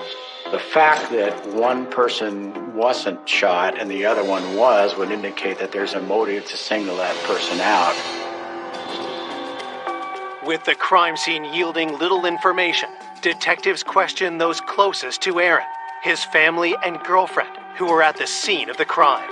I mean, it was a really whodunit out of the blue. Don't have a lot of answers. The police department were still trying to figure out what happened and who was involved. The detective questions how Janice came to find Aaron. Aaron had gone to his room, and his girlfriend Carrie was spending the night. And then all of a sudden, about 1:30 in the morning, I hear screaming. So I went out to the bedroom, and here's Aaron on the bed, and his girlfriend Carrie's just freaked out. And I looked at Aaron, and he had a big old gash on his head. Then I saw blood. And I called 911, and then I just grabbed him and I held him for a while. I was trying to figure out what happened. Aaron Itura was born on December 28, 1975. He was the oldest of 5 children, raised by single mom Janice. Aaron was a good kid. He was there for anybody, anytime. And he had a lot of responsibilities as far as helping out, because I worked sometimes 2 jobs, and he took care of all of his young siblings. Growing up, Aaron was always tall for his age and came to be known as a gentle giant. People described him a big, lovable teddy bear. He was a really likable and caring person with a mom who was really involved in his life. In his last year of high school, Aaron was popular, well-respected, and easygoing. Well, he liked to draw. He wanted to go to art school in New York, and that was his goal. Recently, Aaron had found love with a local girl named Carrie. She worked at the little neighborhood store, and they had been dating about 4 or 5 months. Aaron took pride in his community and was highly active in the area's anti-gang movement. He had the courage to step up and do what was right. He was just the type of guy that people came to with their problems. He was the protector. He watched out for everybody. Aaron was looking ahead to a bright future. No one can think of anyone who'd want to shoot this young man point blank in his own bed. Investigators turned to Aaron's girlfriend, Carrie, who was lying next to him during the attack. Carrie tells detectives she awoke to the sound of the gunshot, but couldn't see much in the dark. Carrie, the girlfriend, certainly needs to be looked at as a potential suspect because of her proximity at the time the shooting occurs. The police decided to take her down to the police station and to talk to her in a lot more detail about what she knew. While police transfer Carrie to the station, detectives focus on Aaron's family. In the early stages, it's really important to exclude witnesses from being possible suspects. Part of the procedure of the police was to take gunshot residue swabs from the people in the house. I needed to get to the hospital. I needed to see how he was. But we couldn't leave. We had to wait till we were cleared through the gunpowder residue testing. Aaron's mom and siblings test negative for gunshot residue. They immediately race to the hospital. Janice was almost immediately notified by a doctor that her son's brain scans showed that there was no brain activity. The nurse was trying to tell me that he's not going to make it. Later that morning, the decision is made to take Aaron off life support. I think he just was done fighting. I lost a big chunk of my heart. I just couldn't believe that I'll never see him again. As Aaron's family grieve their devastating loss, at the station, detectives interview Aaron's girlfriend, Carrie. They ask her if she knows of anyone who would want to harm Aaron. She claimed she didn't know why this occurred and who would have a motive to have killed him. When detectives question Carrie about trouble in their relationship, she denies any problems. Maybe she just wasn't being straight or truthful. Right off, you can't rule out the possibility that someone like Carrie may have shot Aaron for some personal motive. Forensics check Carrie's hands and clothing to determine if she fired the weapon that killed Aaron. Gunshot residue wasn't there. Swabs confirmed that she was not involved in a shooting. With Carrie ruled out as the shooter, police ask her if anything unusual happened that night. She tells police about a mysterious phone call Aaron received just hours before the crime. Carrie had mentioned a call had been made to the house. It was some girl, just wanting to know if Aaron was there. And then the caller hung up. Investigators have Carrie walk them through the moments before Aaron was shot. She said she was laying next to him. They were both fast asleep when she was awakened by some noise, which, as it turns out, was the gunshot. Then, Carrie reveals a crucial detail. Carrie becomes a key part of the investigation. She mentioned that she had seen who did it. Coming up, the investigation takes a stunning turn. What we learned indicated that they knew a lot more about what happened than what they'd said originally. And unravels a tale of betrayal. And I'm just like, did I just hear her say what I think I heard her say? There was almost something pathological about their relationship. To reveal a ruthless killer hiding in plain sight. They were absolutely a master manipulator. It was what they call a Jekyll and Hyde. It was really shocking how the case turned.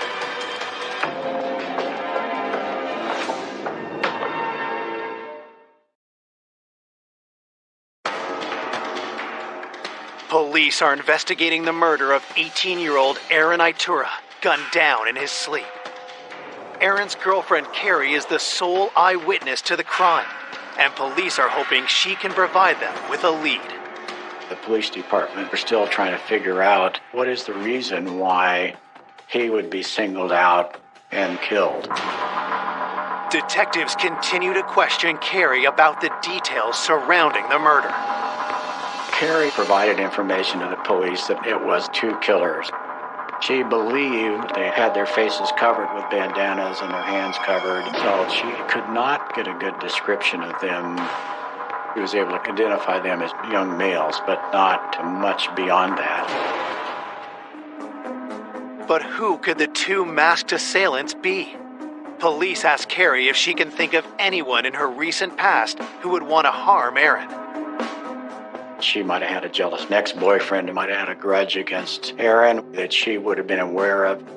And so we were exploring all of those avenues to find any potential connections. After interviewing Carrie, police dig into her background and find no serious ex-boyfriend or anyone else that could link to the crime. With no significant leads, investigators turn to the community for help. We pretty much are starting with a blank slate. The police had kind of fanned out, into the community and were asking people whether they knew anything about what had happened to Aaron Itura. But no one heard or saw anything suspicious. For this laid-back community, news of Aaron's brutal murder is a shock. All we knew was this young man had been sleeping in his bed and somebody had gotten in there and shot and killed him. We were dumbfounded, like, what just happened here? This is Eugene, Oregon. You don't have young people being killed right in their home, in their bedroom while they're sleeping. And people were scared. Detectives begin to look at Aaron's work with the anti-gang group. Had he made some dangerous enemies? Law enforcement was certainly concerned about gang activity. There was a sense, anyway, that Aaron, he's been at these anti-gang task force meetings, and now this kid has been shot in the head. So it certainly raises questions.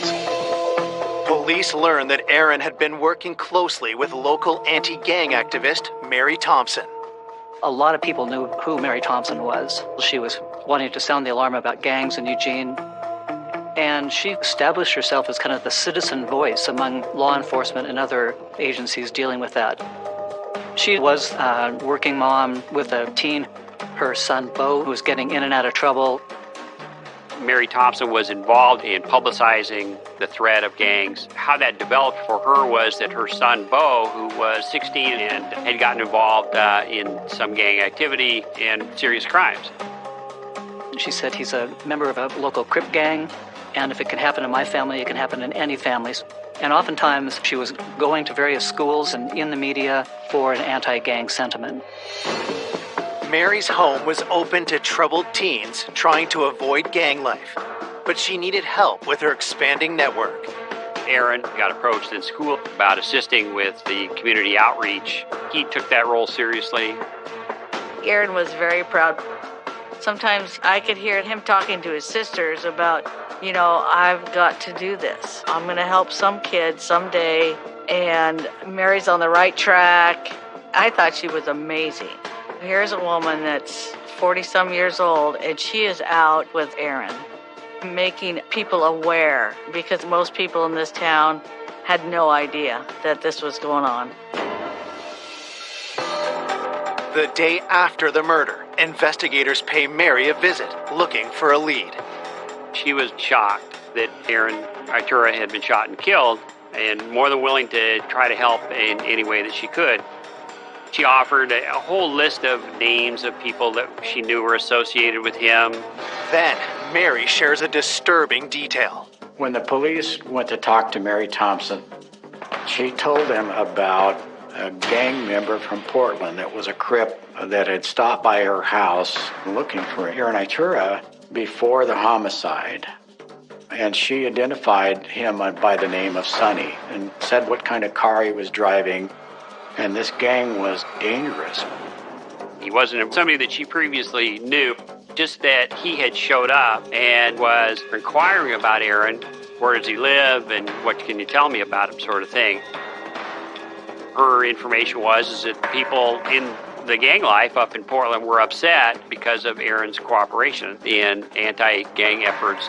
Given the proximity of when this had occurred to Aaron's death, you couldn't ignore that this might all be coming out of people in Portland. She provided a general description of Sonny and of a car that he was driving. He wasn't on our radar. So the information about Sonny was documented and passed on and shared with the Portland Gang Bureau. While Portland's gang unit tracked down Sonny, Eugene police talk with Aaron's friends. Had Aaron been concerned for his own safety before the murder? They said before the homicide, Aaron Itura told them a story about a gang member wanting to do harm to him. But there's not a lot of information. This could be significant. This might, in fact, be gang-related. So we were looking for the active gang member of Sonny.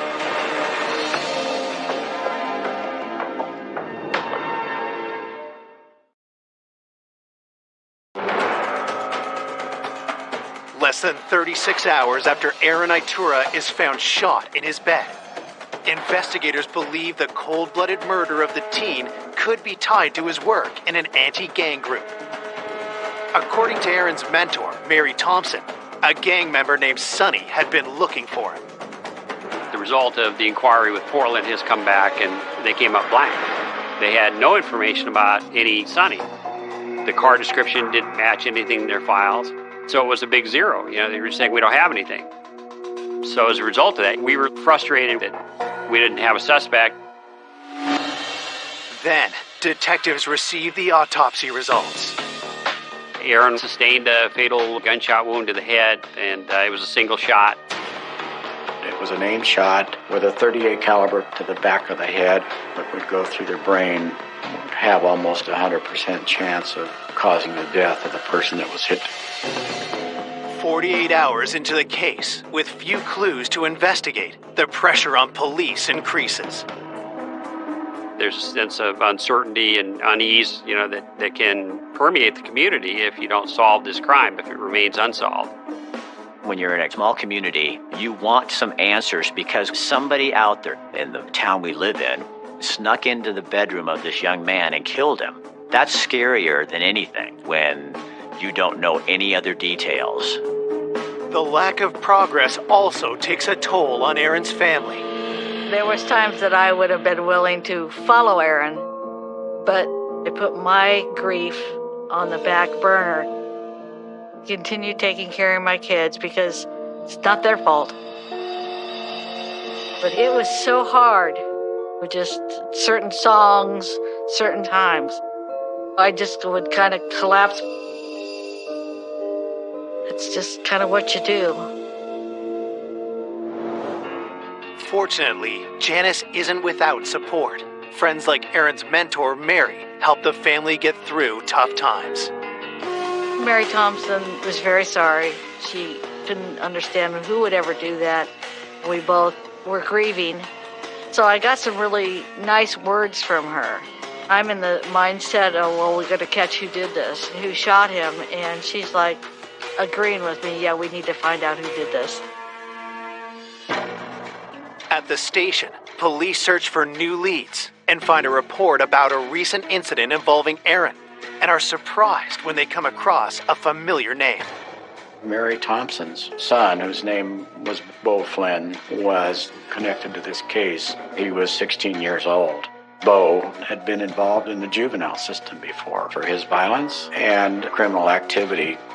He was empowered and emboldened by dangerous crime.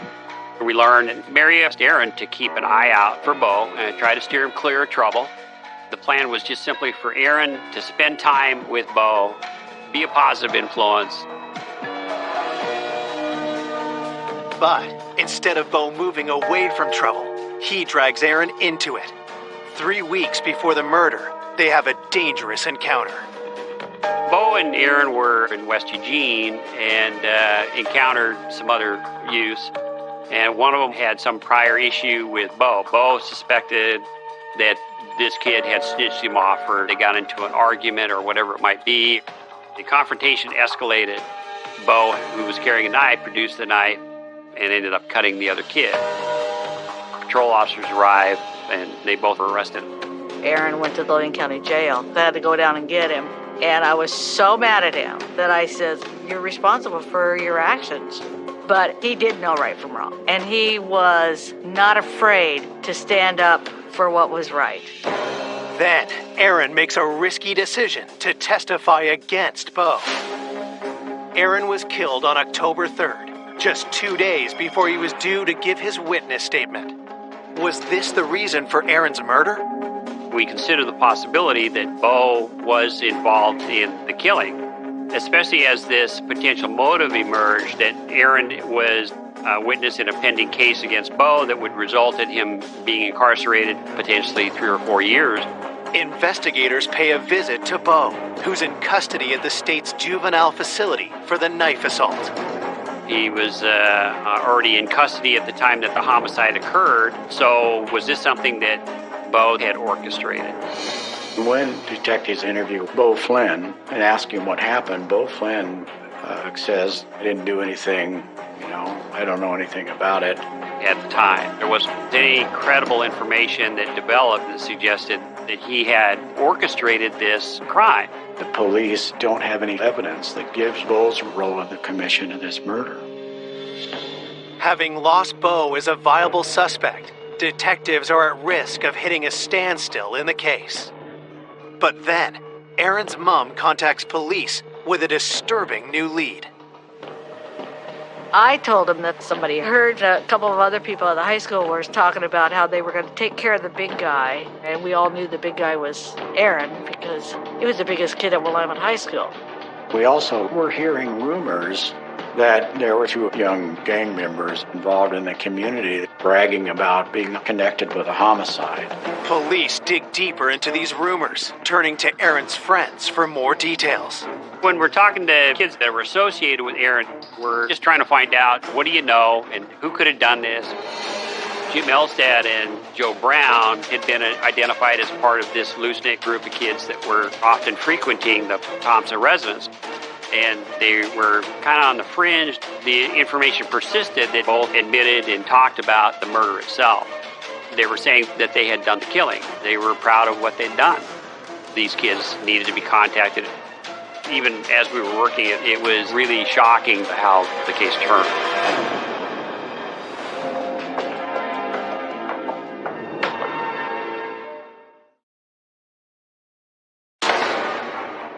Police investigating the execution-style shooting of 18-year-old Aaron Itura have a new lead. 2 local teens have been bragging about the killing. What the word was on the street was Joseph Brown and James Elstad were the 2 individuals involved in the killing of Aaron Itura. I knew they were friends of Bo's, but these kids were Aaron's friends as well. Jim Elstad grew up with my kids. His little brother was my daughter's best friend. And hearing that he would even be involved was just bizarre. But that's what they were saying. We were told from the circle of kids that were being identified and contacted said that Jim Elstad and Aaron Itura had been friends at one time, and that most recently, leading up to the homicide, that relationship had soured. So, a source of friction that should be explored and investigated. Joe Brown and Jim Elstad, they didn't appear to have criminal records, so there wasn't a whole lot to go on. Before police can speak to the 2 teens, they get a surprise visit from Mary Thompson.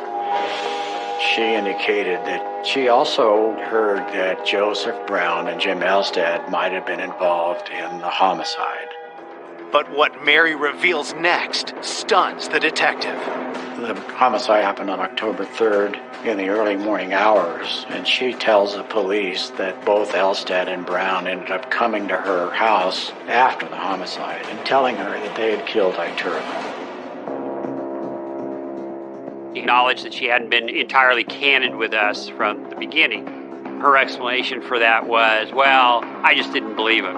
I just couldn't imagine them doing it. I wasn't seeing anything in their demeanor that suggests that they had done this homicide, and so I didn't volunteer that information up front because I didn't think it was credible at the time.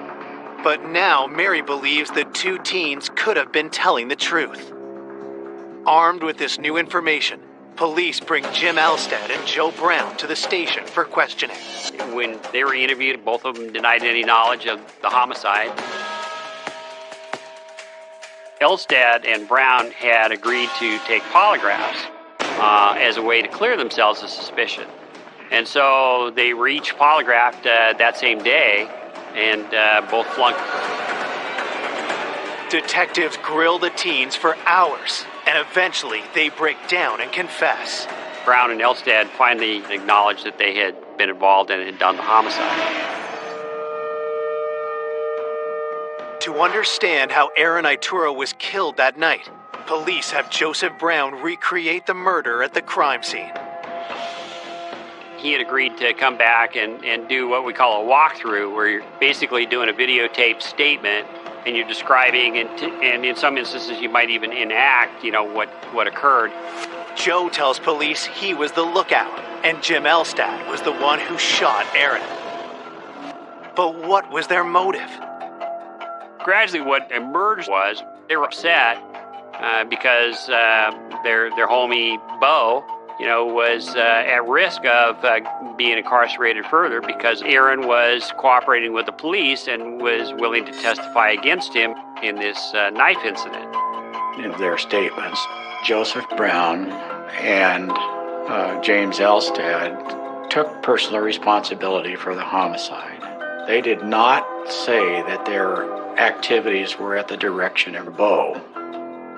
Detectives need something concrete to corroborate their story, so they ask about the murder weapon. When police ask Joe Brown what happened to the gun, he tells them it's in the river. After the homicide, Joseph Brown throws the gun into the river to dispose of it. Police search the river for the gun, but can't find it. The fact emerged, that we were looking for the weapon. A fisherman contacted the police department and said, hey, I don't know if it's connected or not, but I was fishing that stretch of the river, and I found this gun. So a patrol officer is sent out and takes possession of the gun from him and books it into evidence. They then do a ballistic check on the gun, and they find out it was consistent with the murder weapon. You have their confession, and you've got the murder weapon, so you can corroborate their confession to the point where the conviction of those two people is solid. On October 6, 1994, Jim Elstad and Joe Brown are arrested for the murder of 18-year-old Aaron Itura. It was very hard to find out. Jim Elstad shot Aaron while he was sleeping. It was just unbelievable. After the arrests, Aaron's mentor, Mary Thompson, reaches out to Janice. Mary called me. First it was like, well, we need to get together, maybe have a coffee, and I'll buy you lunch. And then she said, if Aaron would have just kept his mouth shut, this never would have happened. And I'm just like, did I just hear her say what I think I heard her say? At that point, I got real concerned. So I called Detective Rainey and told him what happened. What we learned indicated that Mary knew a lot more about what happened than she had said originally. For police, Mary's alarming statement is one of many things they are now questioning.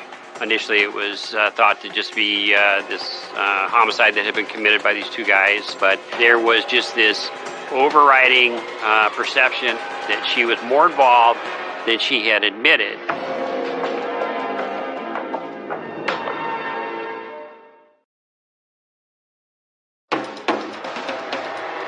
Less than a week after 18-year-old Aaron Itura was shot to death in his bed, former friends Jim Elstad and Joe Brown are charged with his murder. But now, the actions of Aaron's anti-gang mentor, Mary Thompson, have detectives thinking the case is far from over. Mary Thompson's behavior had been raising some red flags. She failed to mention that Brown and Elstad came to her house that night. It was just a convenient fact that she forgot to mention. And she also had made a call to Janice. That was actually unusual, suspicious in nature. At that point, the police decided to take her down to the police station and to talk to her in more detail. Investigators want to know why Mary withheld information surrounding Aaron's murder. In that interview, she talks about being extremely angry with Aaron Itura after he informed on her son about the knife fight. But she didn't want him to be killed. Do we know for sure that she's implicated in the murder? No. Can we prove it at that time? No. Since police lack solid evidence that Mary is involved, they let her go.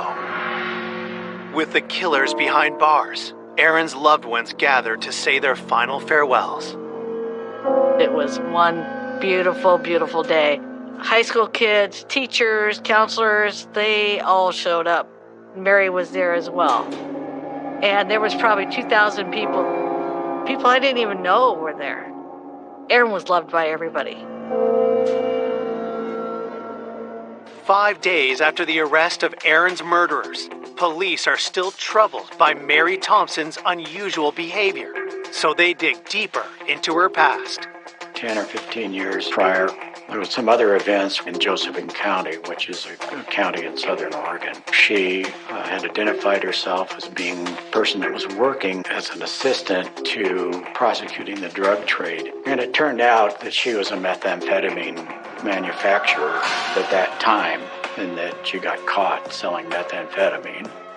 Looking at Mary Thompson's past, she was engaged in criminal activity.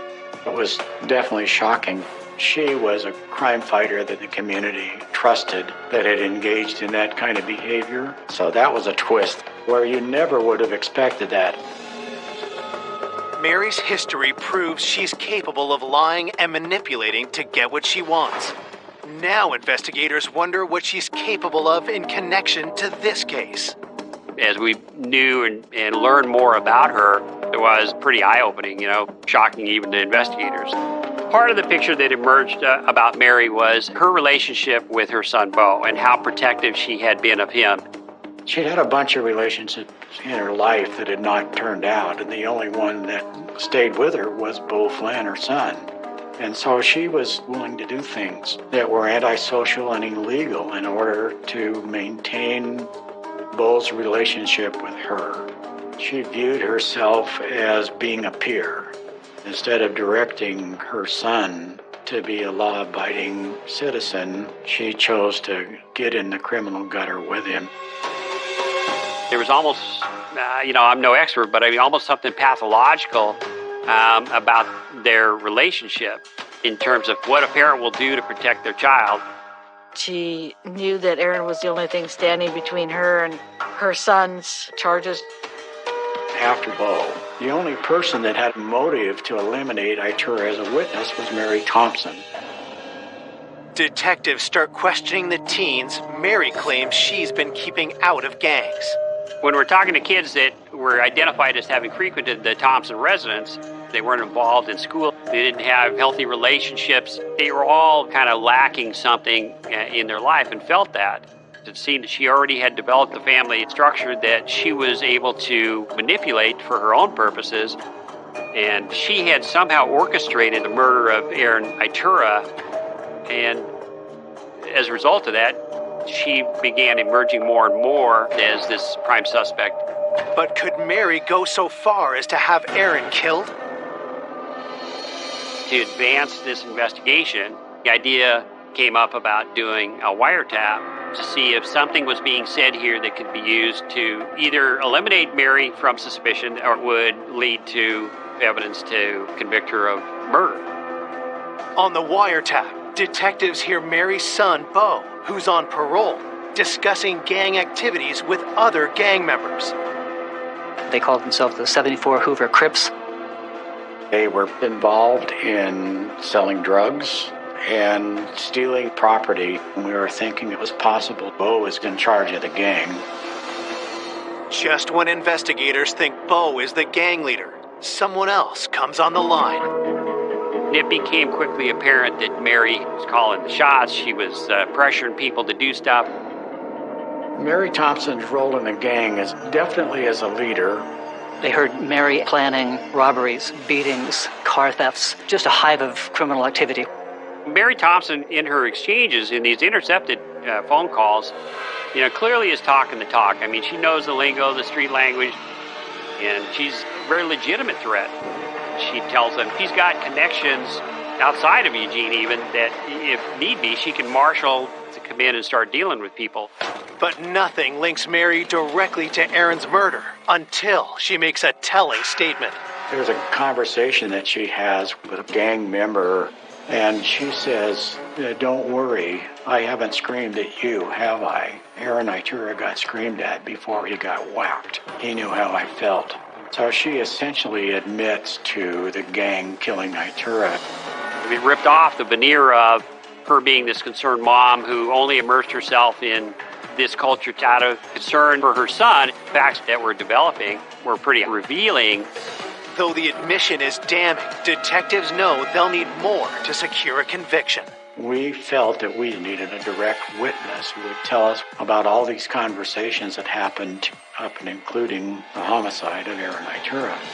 Our tactic was to break the gang, essentially, and to see what we could do about getting them to testify against Mary Thompson.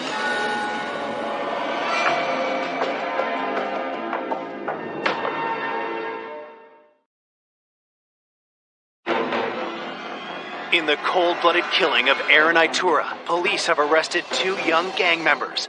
Now, wiretaps have revealed Aaron's anti-gang mentor, Mary Thompson, is actually a ruthless gang leader. Mary Thompson became a prime suspect in the case, and the wiretaps were really instrumental in revealing the extent of the influence that Mary had.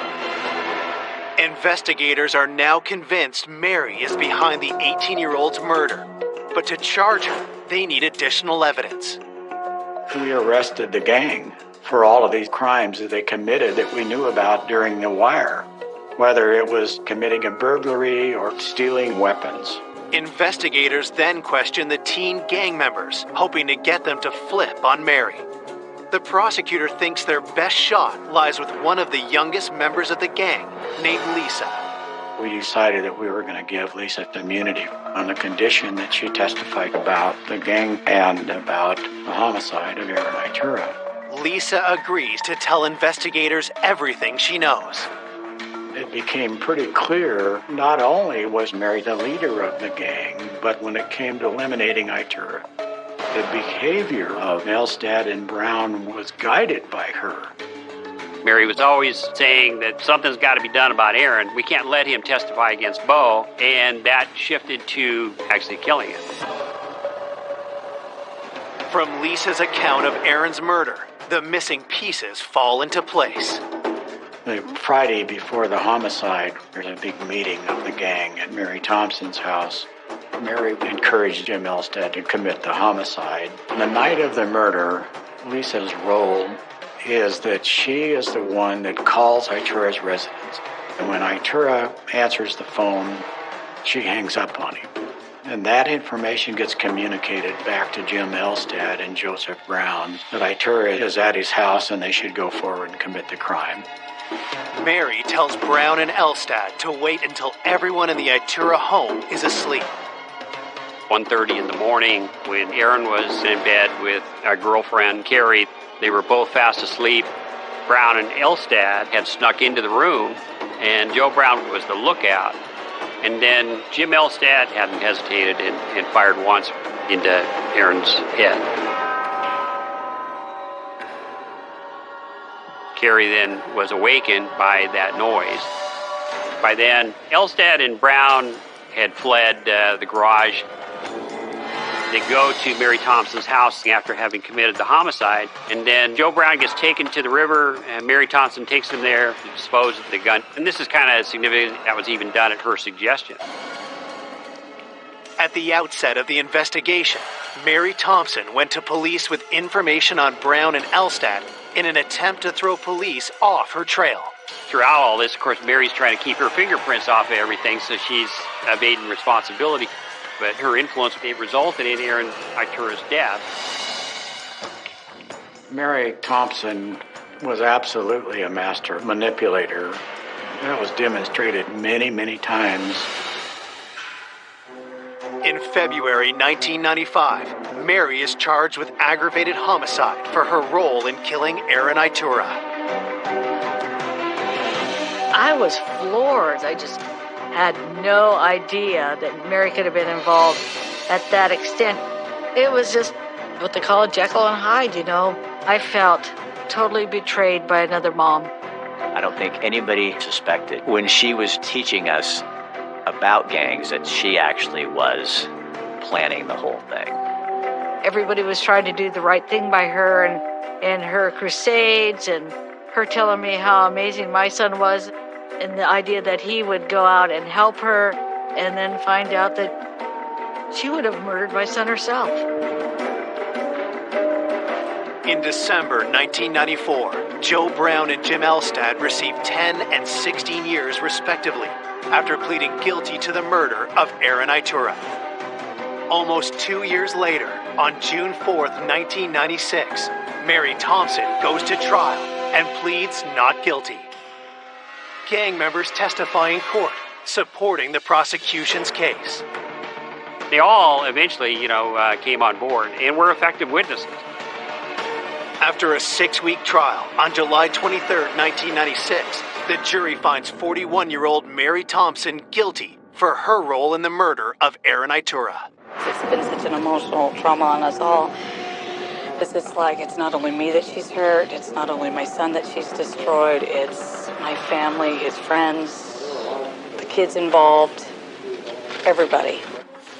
She's probably been doing this her whole life, but she didn't win. Mary Thompson is sentenced to life in prison for aggravated murder, among other charges, including hindering the prosecution. When you think of the level of deception that she perpetrated and then ultimately to see her held responsible for that, that's a real satisfying feeling as an investigator. The whole case from beginning to end was unsettling. I don't think anybody would have gone into it thought that this is how it would end.